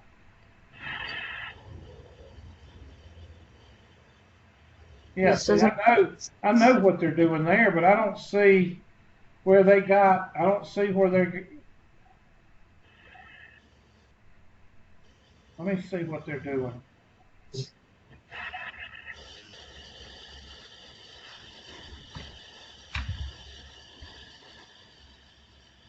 Oh my gosh, they're doing it that way. Okay. Wow. Okay. Yeah, this is not a test question. Okay, so we got 18 over 3,600. So we did it right. Okay, we got the 0.167. It's just that's not the answer. 0.167 is that number right there for 50 miles an hour. So I'm going to plug in that 0.167. I'm going to plug that in right there. See, they didn't, they just went straight to the answer. So that's our slope. So our slope is going to be 0, 0.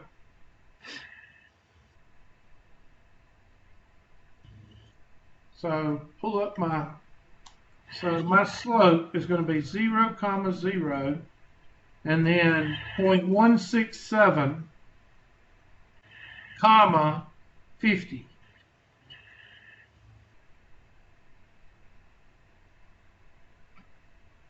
So that's where my slope. See, theirs, they left theirs as a decimal. I mean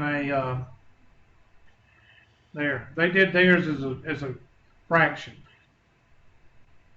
And then they're finding the slope right there. And once you find the slope,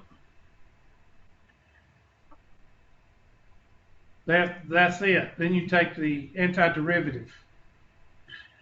So let's go and do that. So that's going to be slope is equal to 50 minus 0 over 0.167 minus 0. So that's going to be 50 over, somebody, well, I'll do it, 50 divided by 0.167.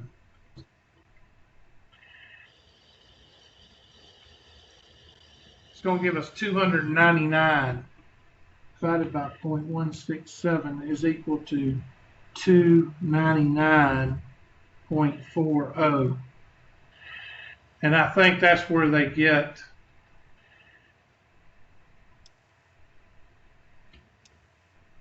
no, let's look at that again. Let's look at that 50 over 3,600 in the previous, well, no,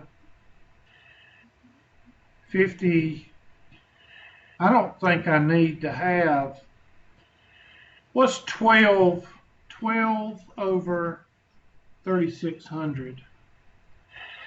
That would be 1 over 1,200. 12 will go into 36 how many times? 3 times. 1 over 300. I'm sorry. I did that wrong. Let me go back. change that 0.167. Change that 0.167 to 1 over 300. That should work. What is 1 over 300?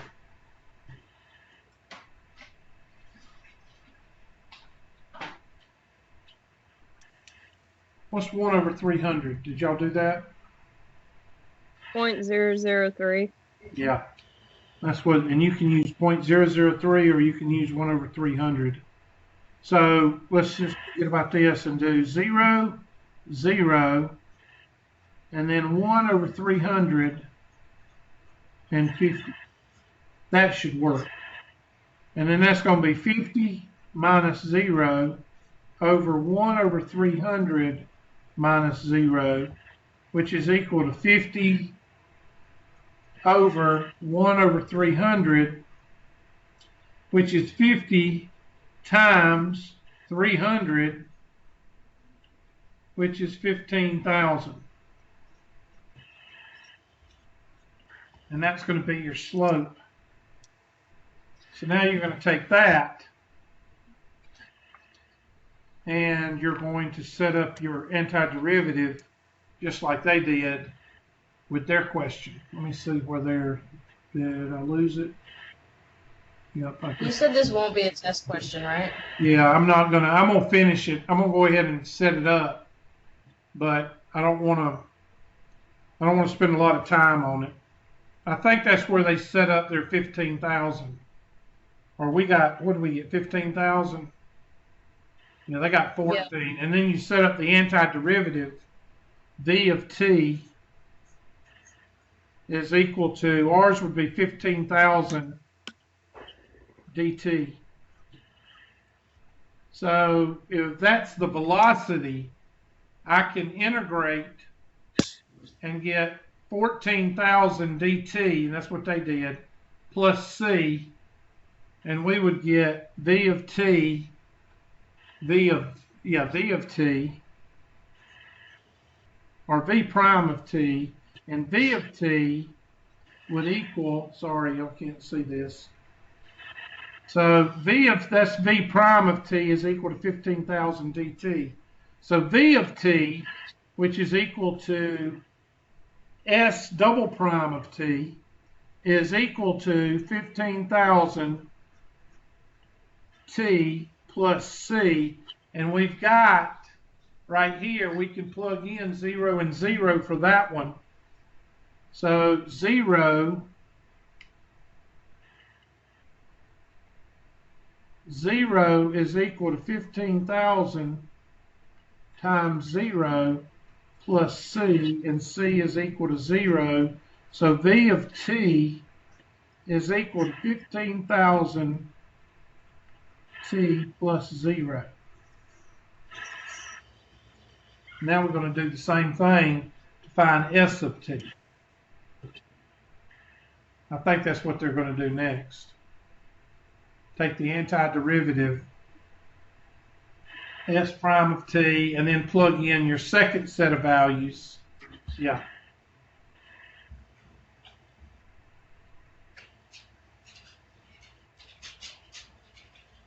Yeah, find your derivative and plug in 0 and 0.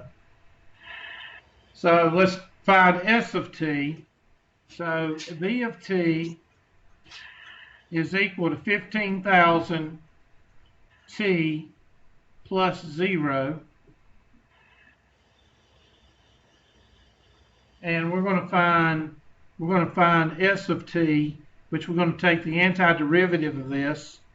So s of t is equal to the antiderivative of 15,000 t plus 0.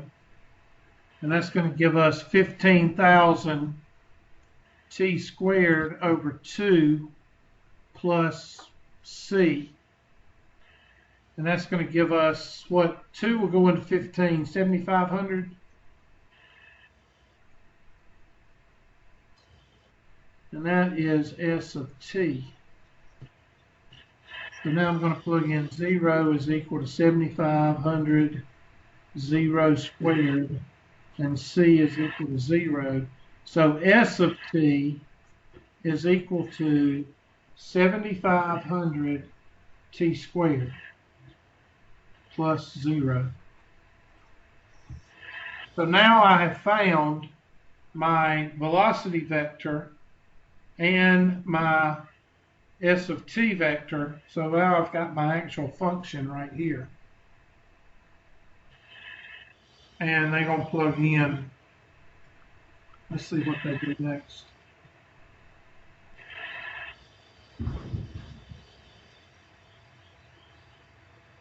There, the equation for the motorcycle's position is 7,000 t.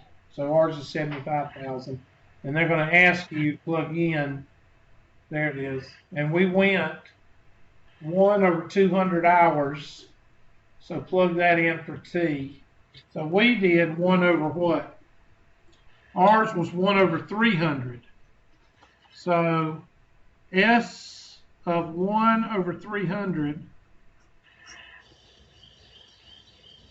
is equal to 7,500 times 1 over 300 squared. And that gives you, well, I have no idea. That's 1 over, golly, what's 300 squared? Be like 90,000? Y'all check me. 7,500. Would that be 1 over 90,000? 9, Yeah. and then 4 zeros. So 7,500 over 90,000, 2 zeros cancel, leaves you with 75 over 900. 25 will go in there 3 times. 25 will go into 100 4 times. 4 times 9 is 36. Y'all check me. And that would be 1/12.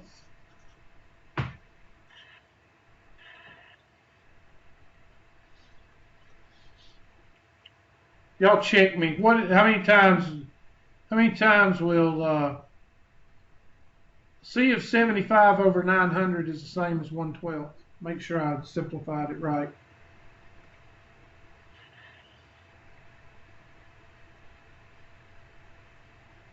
Yeah. So it's traveled 1/12 of a mile. So after 12 seconds, the motorcycle traveled 1/12 of a mile. Of course, that's more of a science-based question versus a business question. All right, I'm going to try to cover another one if I can. I know it's past time. I'm trying to cover as many as I can. Y'all kind of did me wrong by sending me all these questions at one time, but that's all right. Here's one. At least we're communicating. Yeah, the last day of class. I ain't even going there.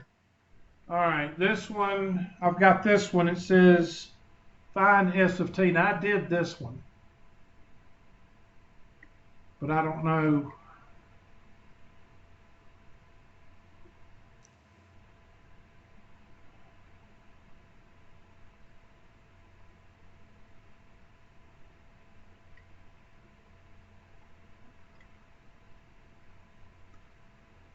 Find S of t.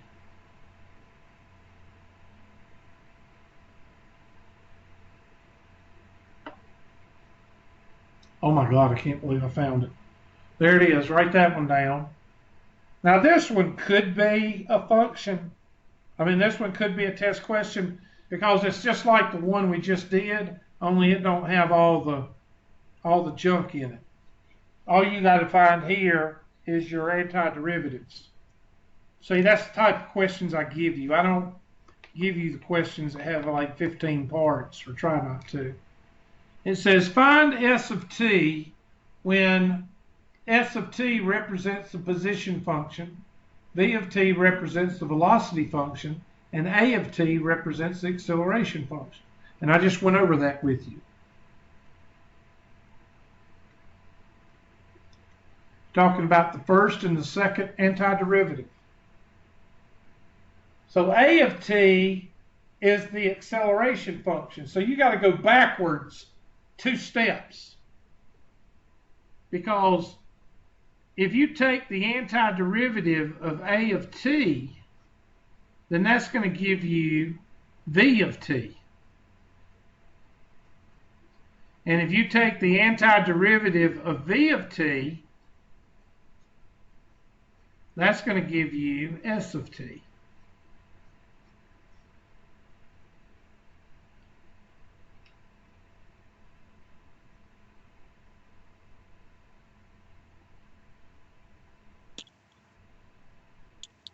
So, A of t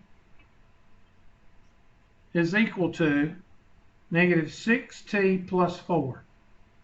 Negative 6t plus 4. So find the antiderivative. Antiderivative of negative 6t plus 4 dt would be negative 6t squared over 2 plus 4t plus c. Negative 3t squared plus 4t plus c is equal to A of t. That's the type of question that I would ask you on the test. Okay? Now, if they give you 2 points, which they do right here, then that means you're going to plug in that 0 and 6. Right here, 6 is equal to negative 3 times 0 plus 4 times 0 plus c. That goes out. C is equal to 6. So therefore, our A of t, fully A of t, is equal to negative 3t squared plus 4t plus 6. So that's the first part. Find V of t. That should be V of t. Or A of t. That should be V of t. It is V of t. My bad.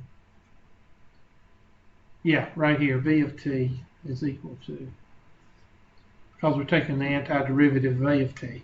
Now I'm going to take the antiderivative of A of t, V of t, and that's going to give me S of t. So I want you to take the antiderivative of V of t. Now you're going to have a C, so you got to plug in 5 and 0 to find your C.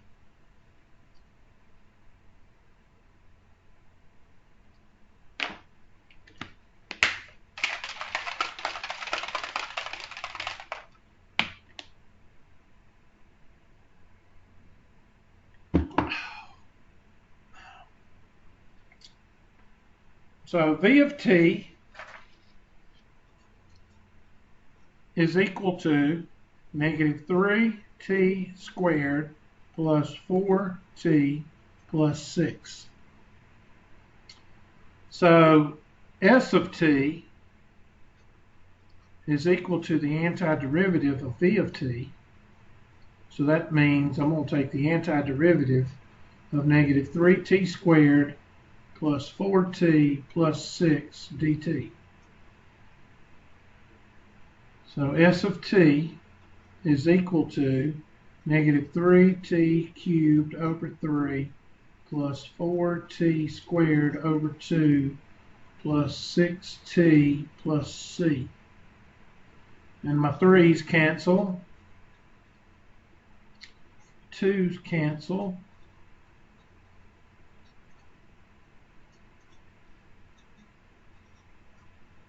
So I've got my partial S of t, but I got a C there. So I got to take my 5 and plug it in there.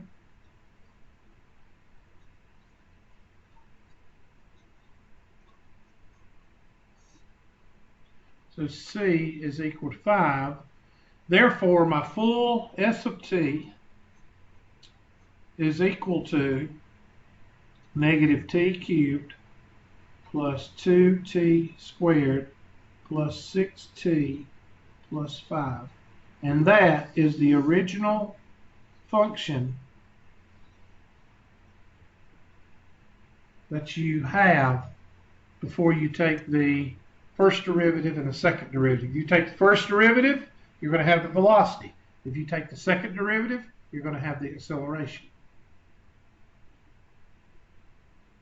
Let me give you an example before we finish up, because I think, let's see, I just did that one. I think I did that one, so I've done all the questions except for one or two, I think. Let me show you an example of what I'm talking about with the acceleration. If I give you a function, and this is what they do in chapter 3, and that's why, you know, it's kind of sticky here because we haven't done first and second derivatives and first and second, so that's why. If I give you f of x is equal to 3x squared plus 1, or 3x squared plus x. That's the position vector. That's your position function. That's your base function. All right? This is s of t. If I want the acceleration, or I want the velocity, I take the second derivative, or I take the first derivative, and that's going to give me 6x plus 1, right? And if I want the acceleration, I do f double prime of x, which is equal to 6. Now, that is going derivative wise, right? It's going derivative wise. What if they give me this first? Then I got to go the opposite direction, and I've got to go integration. Now with integration, you have that c, and that c you don't know. Okay, so that's why they give you these two examples right here. That's why they give you that. When you see those, that means you're going to be finding the antiderivatives and going backwards. So if I take the antiderivative, I'm going to do this in another color. If I take the antiderivative of 6 dx, then that's going to give me 6x plus what?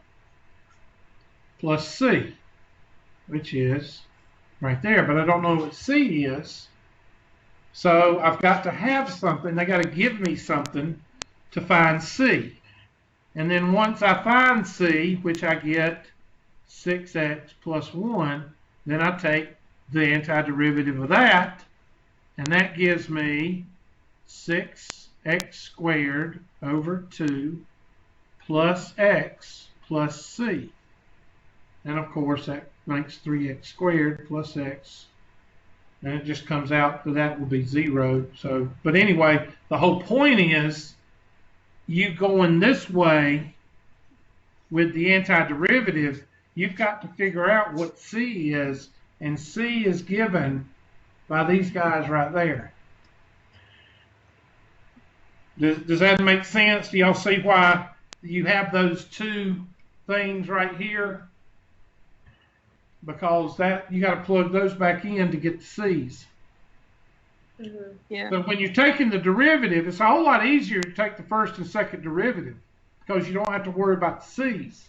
But when you take the antiderivative, you're going to have these two guys right here to tell you what c is. You got to calculate it in.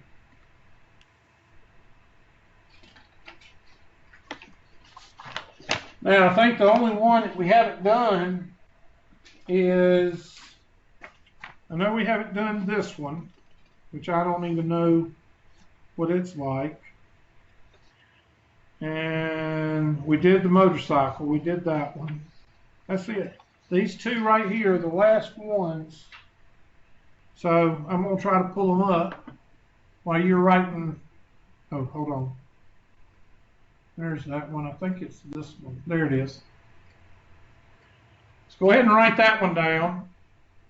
The concentration of C, whatever, and blah, blah, blah, in the plasma of a calf injected with an anti-inflammatory agent is given by C of T is equal to 42.59 e to the 0.1, where T is the number of hours after injection, from 0 to 90 hours.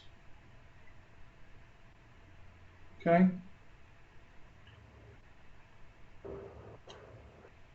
Given that the model is accurate for blah, blah, blah, what is the average amount? What bothers me is this per millimeter. That's a rate. So that means that they've given us C prime of T, it looks like. Let me see what they're doing here. Make sure. So 0, 42. Okay.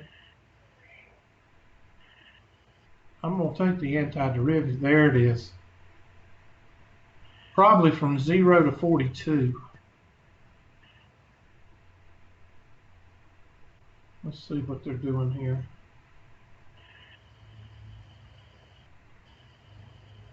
No, from 20 to 130.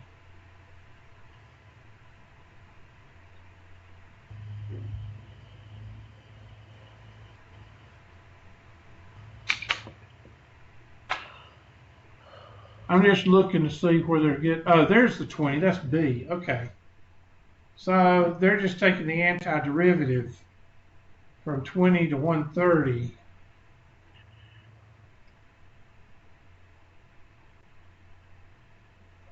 There it is. 1 over 10. Ugh. Yuck. Okay. That's what they're doing. So the initial dosage from 0, you're going to plug in 0 and get 42.59. So that's 42.59 should be.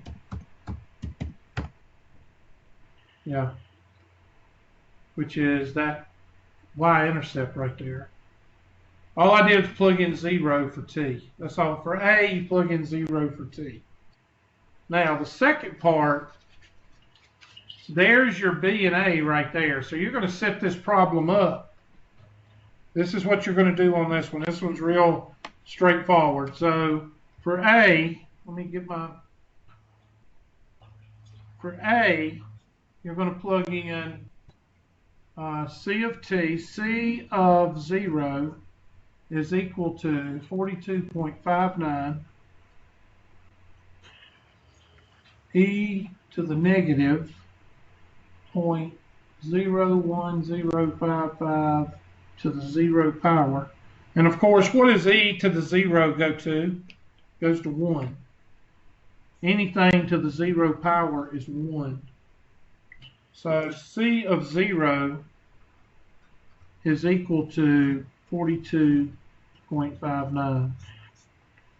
B, first of all, you set it up 1 over, and where's B? I can't see it. 90 minus 15. 1 over 90 minus 15. Antiderivative from 15 to 90 of 42.59 e to the negative 0.01055 t dt.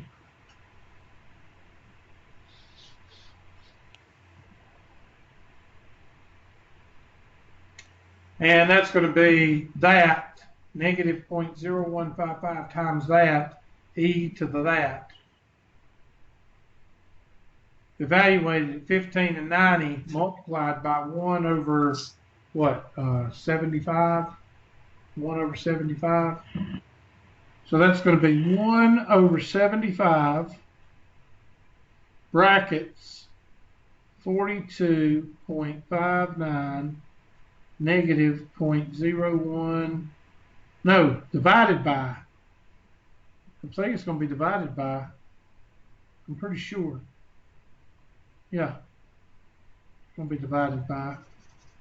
Divided by negative 0.01055 raised e to the negative 0.01055t evaluated at 15 and 90. And that is going to be multiplied by 1 over 75. I think that's what they did. Let me look and check. Make sure. I'm mainly worried about the antiderivative. And no, this is not a test question. Take the derivative, that 42 is going to turn into a big number. That's what I thought. It's going to turn into a big, big number. I wanted to make sure that that was supposed to be a big number. Okay, so somebody take 42.59 and divide by negative 0.01055 for me. I'll do it. So 42.59 divided by 0.01055, 0.01055, and it's going to be negative. There it is, negative 4036 e to the negative 0.01055t evaluated at 15 and 90.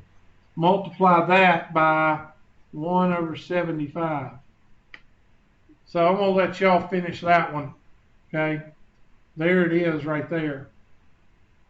So you're going to take 15 and multiply it by this and do 4036 e to that, and then this, and then you're going to multiply all that by 1 over 75.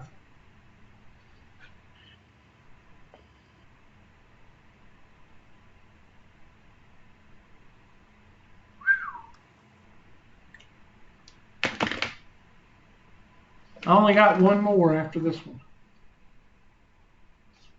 You may have to work on that one a little bit because you're taking 15, multiplying it by that, raising it to the e to that number, then times negative 4036.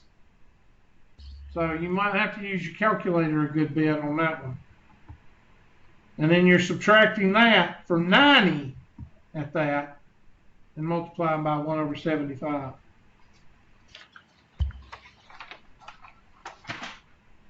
And now the last one. I don't know if I have this one already up. Yep, there it is.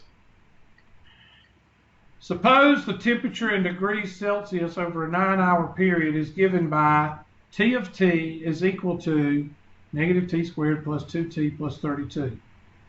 Find the average temperature. Average is another word for rate, another word for slope. So chances are you're probably going to find the derivative. I'm pretty sure, but let me look and make sure. No, the antiderivative. There it is. 0 and 10, which they give you in the problem. 9-hour period, that'd be 0 to 9. And antiderivative. There it is. And then, of course, the max, the min and the max would be the 2 when you plug it in. So we're going to set this one up 0 to 9.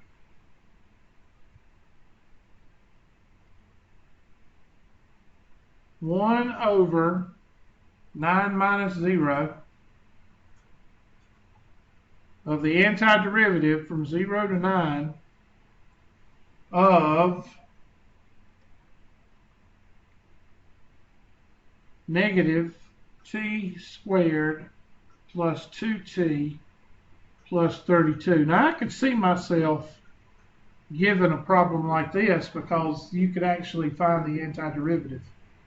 And it has 0 in it, so it's going to be easy to find.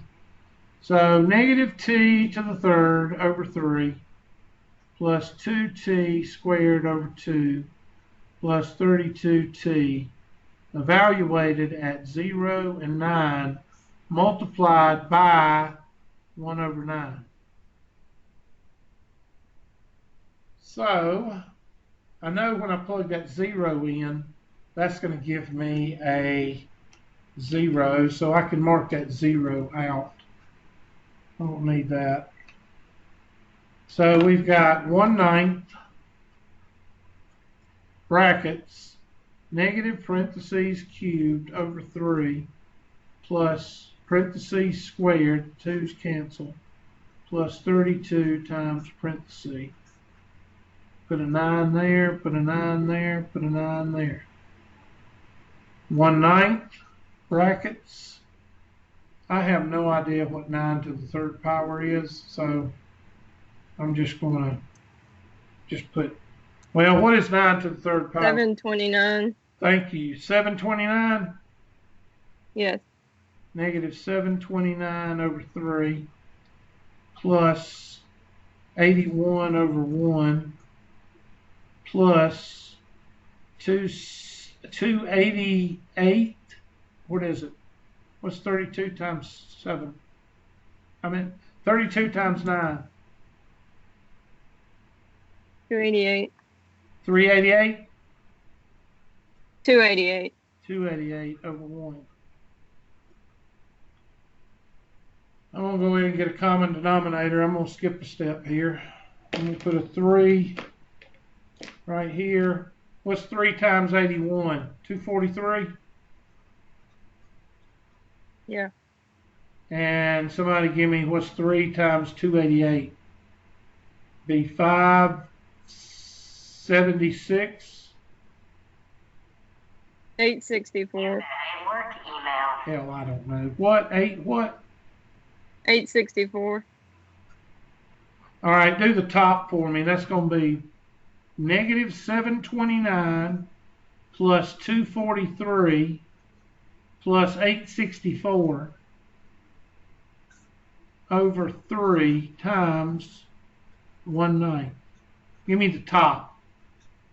What is negative 729 plus 243 plus 864?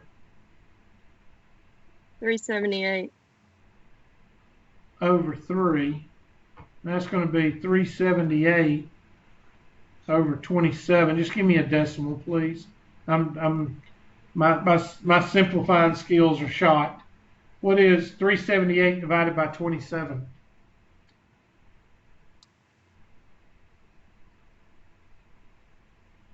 14.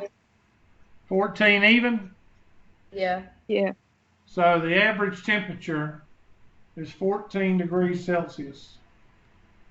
And pray.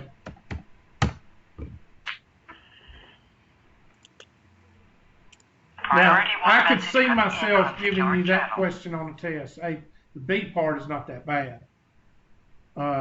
Why? Because when you plug in the minimum, you already got the minimum when you plug it in. Hold on, I'll show you. I'm just going to show you. I'm not going to write it all out. So they did the math and did the math, and they got the average temperature. Okay, right there. Now, right here, well, the average temperature. Okay, come on. The absolute minimum and maximum values in a closed interval occur at either the endpoints or at the critical value. The critical value occurs, the first derivative is either 0 or does not exist. The first derivative. Come on. So when you take the first derivative, I'm going to show you this, and it's very important that you understand what I'm talking about. All right? So when you take the first derivative of anything, so our function, this is important for next semester. All right? When you have f of x or whatever, this is called what? T of t? t of little t is equal to negative t squared plus 2t plus 32. And you take t prime of t. That's negative 2t plus 2. This right here will tell us our increasing, decreasing, and our max or min. I'm going to write this down because you need to write it down because this is what you were supposed to learn in Chapter 3. Notice it's only 1 or 2 questions because most of these questions are going to be antiderivatives. So 2t plus 2, so I'm going to set that equal to 0.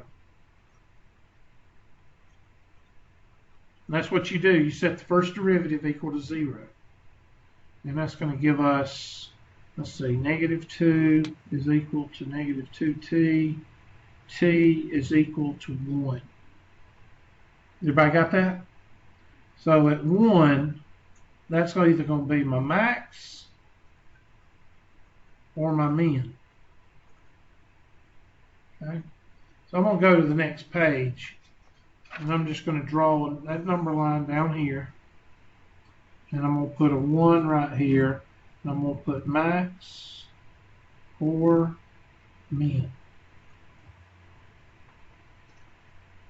Okay, so I've still got my function, and I say, okay, well that's 1. I'm going to plug in 0. I'm going to plug in 2 and see what happens. Well, what happens when I plug in 0 to the original function? 0 plus 2, or 0 plus 2t, let's say 0 plus 0 plus 32. I come out with positive numbers, right? So that means on the left side of this guy, I'm increasing. So let's plug in 2. Negative 2 squared, okay, you plug in negative 2, sorry, that's squared, but it's got a negative in front of it. So that's going to be negative 4 plus 4. Okay, one of them is supposed to be decreasing. Hold on a second. 0, negative, plus 0. You can't have, it's going to be a max. Because the increase, this is supposed to be decreasing. So when I plug in 2,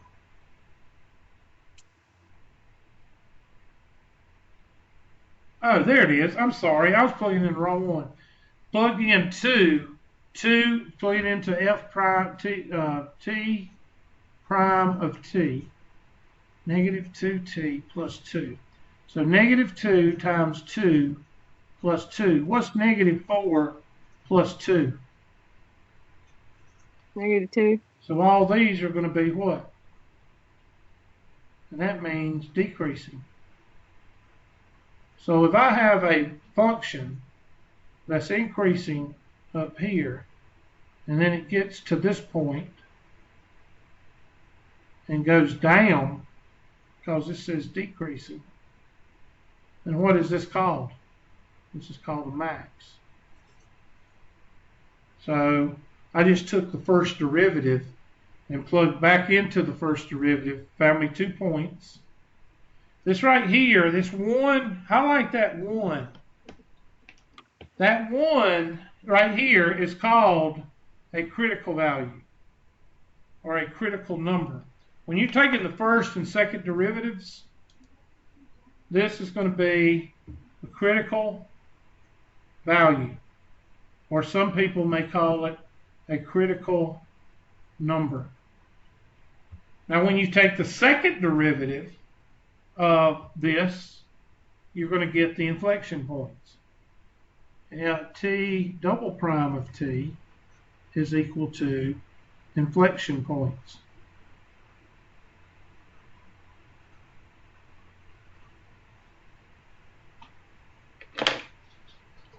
So what is our maximum? What is our maximum? Our maximum is at 1.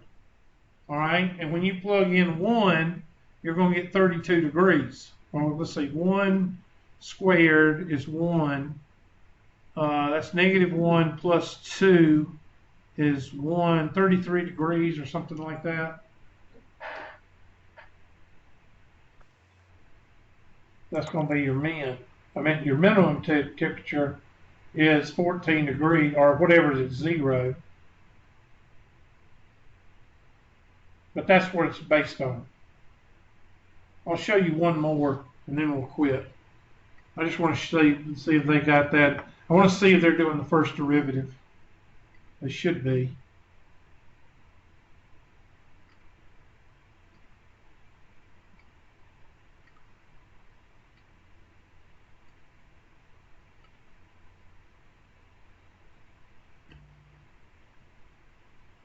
Well, they got 2. I got 1.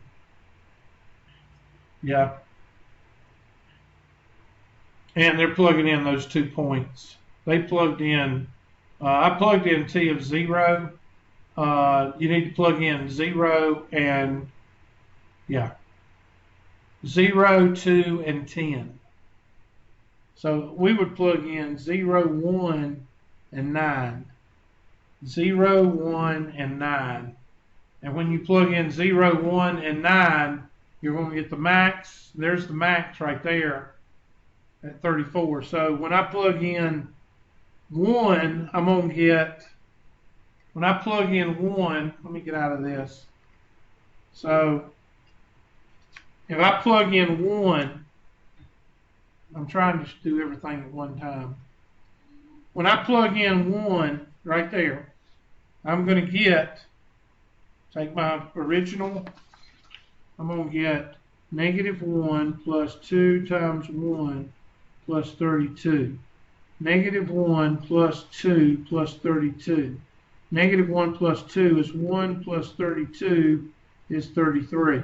So at that point right here, this is 1 comma 33. And this is over here is going to be 0 comma 32. And this is going to be 0 comma 32. This is going to be -32. This is going to be +32. The whole point is you're going to have 2 numbers. The max is 33. The min is 32. So the min is going to be 32. Or let's see, you can plug in 9. You need to plug in 9 because they want to know that one. So let's plug in 9. 0, when you plug in 0, you're going to get 32. Plug in 9, you're going to get -9 plus 2 times 9 plus 32. -9 plus 18 is 9. 9 plus 32 is going to be 41. So that might be the max because of the 9.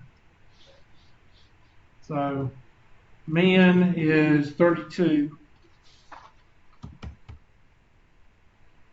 Okay, well, I give up.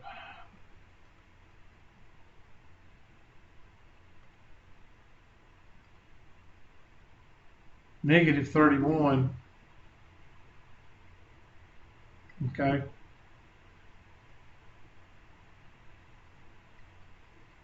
And the max is 41. Okay, I give up. I done drained out. I done did like 15 questions. 33. I thought I had 33. Did I not have 33? Oh, the 33 is the maximum. Yeah, the maximum. That's your point. I'm sorry. The maximum is right here. I don't know why I didn't. There it is, 133. The minimum, well, you should have got, I might have plugged the problem in wrong. The minimum should be 0. 0 plus 0 plus 32, it should be 32.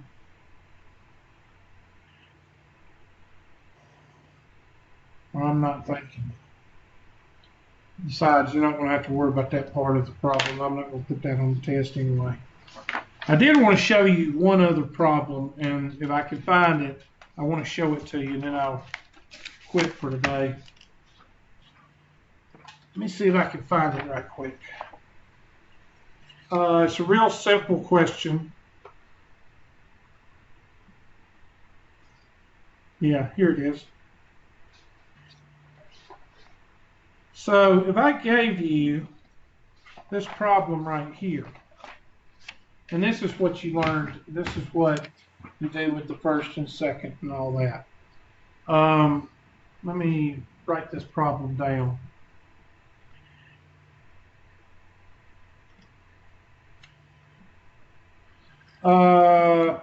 F of x is equal to x cubed minus 12x. And they might say, find the max and min and find the concavity and all that good stuff. If they say something like that, then you're going to take the first and the second derivative. So that's going to be f prime of x is equal to 3x squared minus 12. So you set that equal to 0. 0 equal to 3x squared minus 12. 12 is equal to 3x squared. 4 is equal to x squared. X is equal to positive or negative 2. Draw your number line.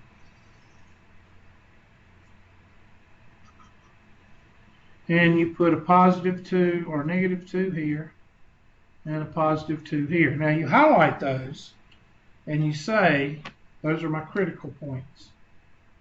So I know at those, something's going to happen at those points. Now, if you take the first and second derivative, first derivative, it's either going to be a max or a what? Min. So this is either going to be a max or a min, and this is either going to be a max or a min. So you got to find out. So I'm going to take a yellow marker, so it would be light because this ain't part of my answer. I got to find, let's say, negative 3. Of course, the only good number between negative 2 and 2 is what? 0. And then 3 over here. Now I'm going to plug those in. So, f prime of negative 3, f prime of 0, and f prime of 3. Now I don't care about a number. All I care about is what does it come out to be. So, negative 3 squared is what? 9 times 3 is what? 27. 27 minus 12 is what? Positive. So I know that all my numbers up to negative 2 is increasing. Right? What about 0? 0 times 3 is 0, minus 12 is what? So that means that I'm decreasing from negative 2 to 2. And plug in 3. What's 3 squared? 9 times 3 is 27, minus 12, positive or negative? Positive. So what am I doing after 2? I'm increasing. Priority 1 message coming in on secured channel. Now, I'm going to take the second derivative.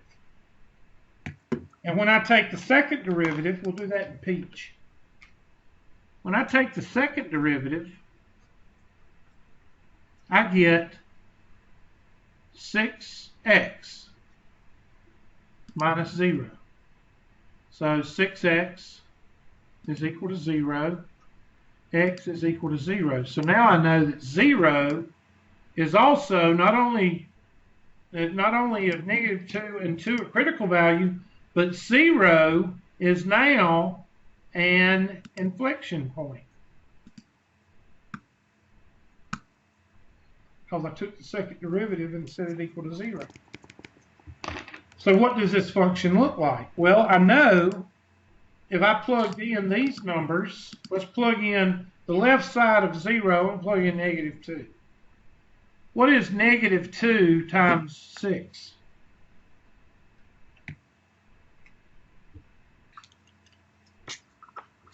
-2 times 6 is negative, Hubert. That's right. So that means I got concave down over here. Pick a +2. What is +2 times? So this is concave what? Concave up because it's positive. So what does that mean, Hubert? Well, I'm going to go to the next page and I'm going to rewrite. Well, no, I'm not. I'm going to do this.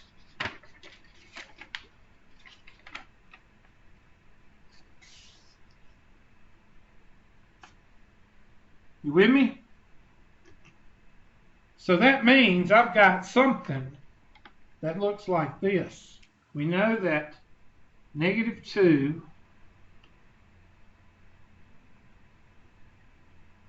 and 0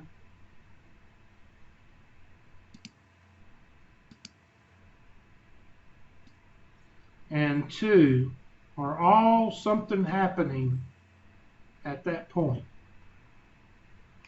We know concave down looks kind of like this. We know concave up looks something like this. We know our inflection point is right in here. So what do we have? We have a function. Sorry, didn't mean to chop that off. Here's what we have. Increasing, max, decreasing, inflection point,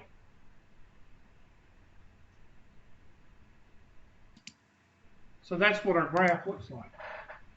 Now see, you did that by taking the first and what? Second derivative. You can't hear me anymore. Well, what happened? Hold on. I must have I hit can still something. hear you.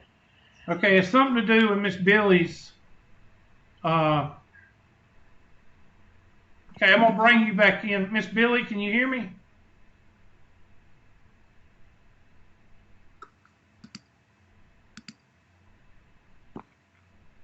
Okay, it's something to do. She must have turned something on.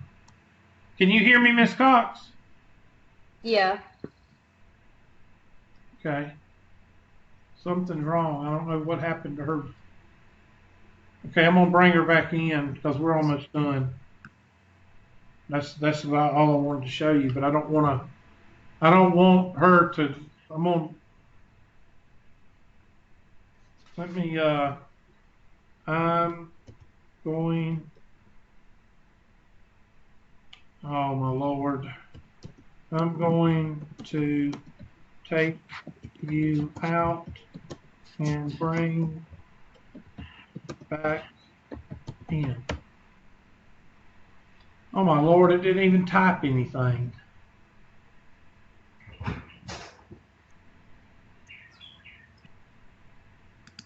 Okay.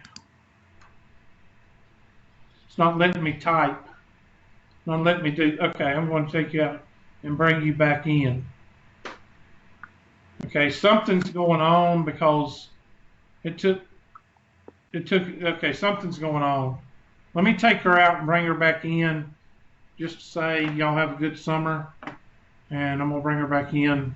I don't want to just end abruptly and not be able to talk. Let me see, Billy, Billy.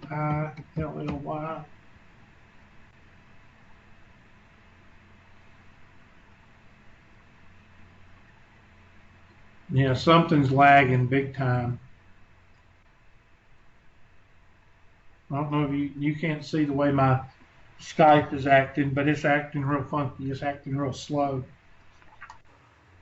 Okay, Miss Billy, can you hear me now? Miss Billy, can you hear me now? Yeah, something's happened. Okay, I can hear you now. I don't know what happened. It just like went out. Okay. All right. Well, that's So the first derivative, and I'm just going to write this down for you. The first derivative, depending on what the application is. If you're in science and you're in math or engineering, the first derivative will give you the velocity, and the second derivative will give you the acceleration. If you're in business or in another context, the first derivative will give you the max and min,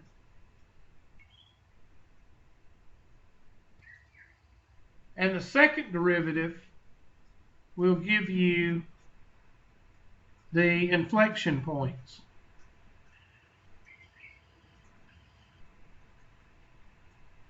See, I was able to sketch this graph, and I didn't even have a calculator. I didn't even have a number line. I had a number line, but I didn't have a Y or X axis. I just had a number line, and I was able to sketch this graph using the first and second derivative. And that also means that if this means this, and this means that if I start with like the second derivative, if I start with the second derivative, if I give you the second derivative, then what can I do with that second derivative? I can take the first antiderivative and the second antiderivative, and I can get the base function. But if they do this with you, you have to remember they've got to give you 2 points to what? To plug in to find what?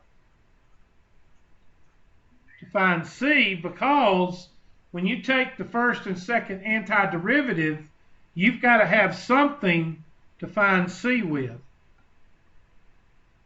So, first and second derivative gives you this.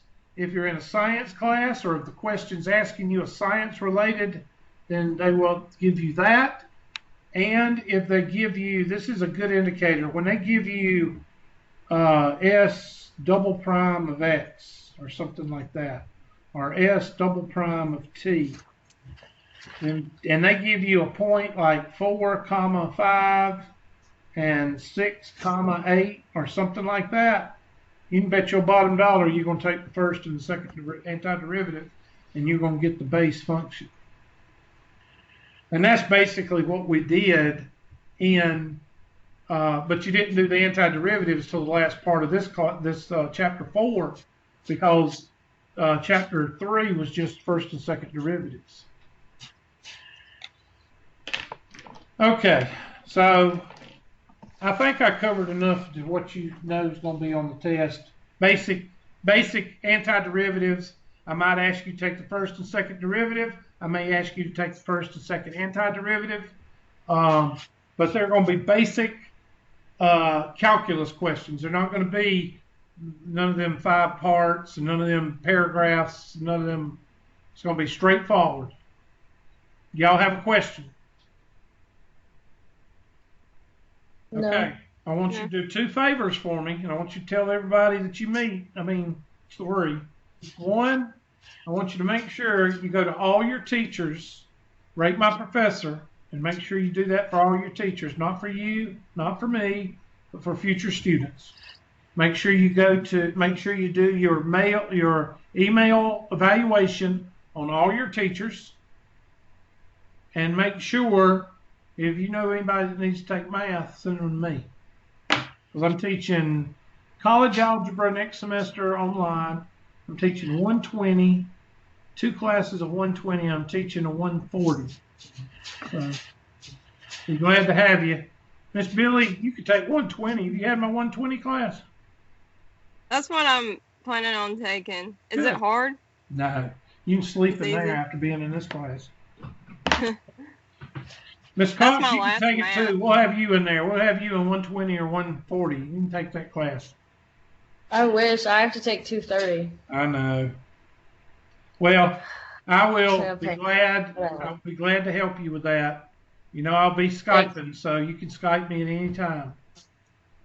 Okay, thank you. Okay, y'all have a good break. Get the test done. I'll probably be putting up the test and the last test and exam tomorrow. So don't be spazzing on me. I'll put it up, try to get it up tomorrow. Okay. Okay. All right.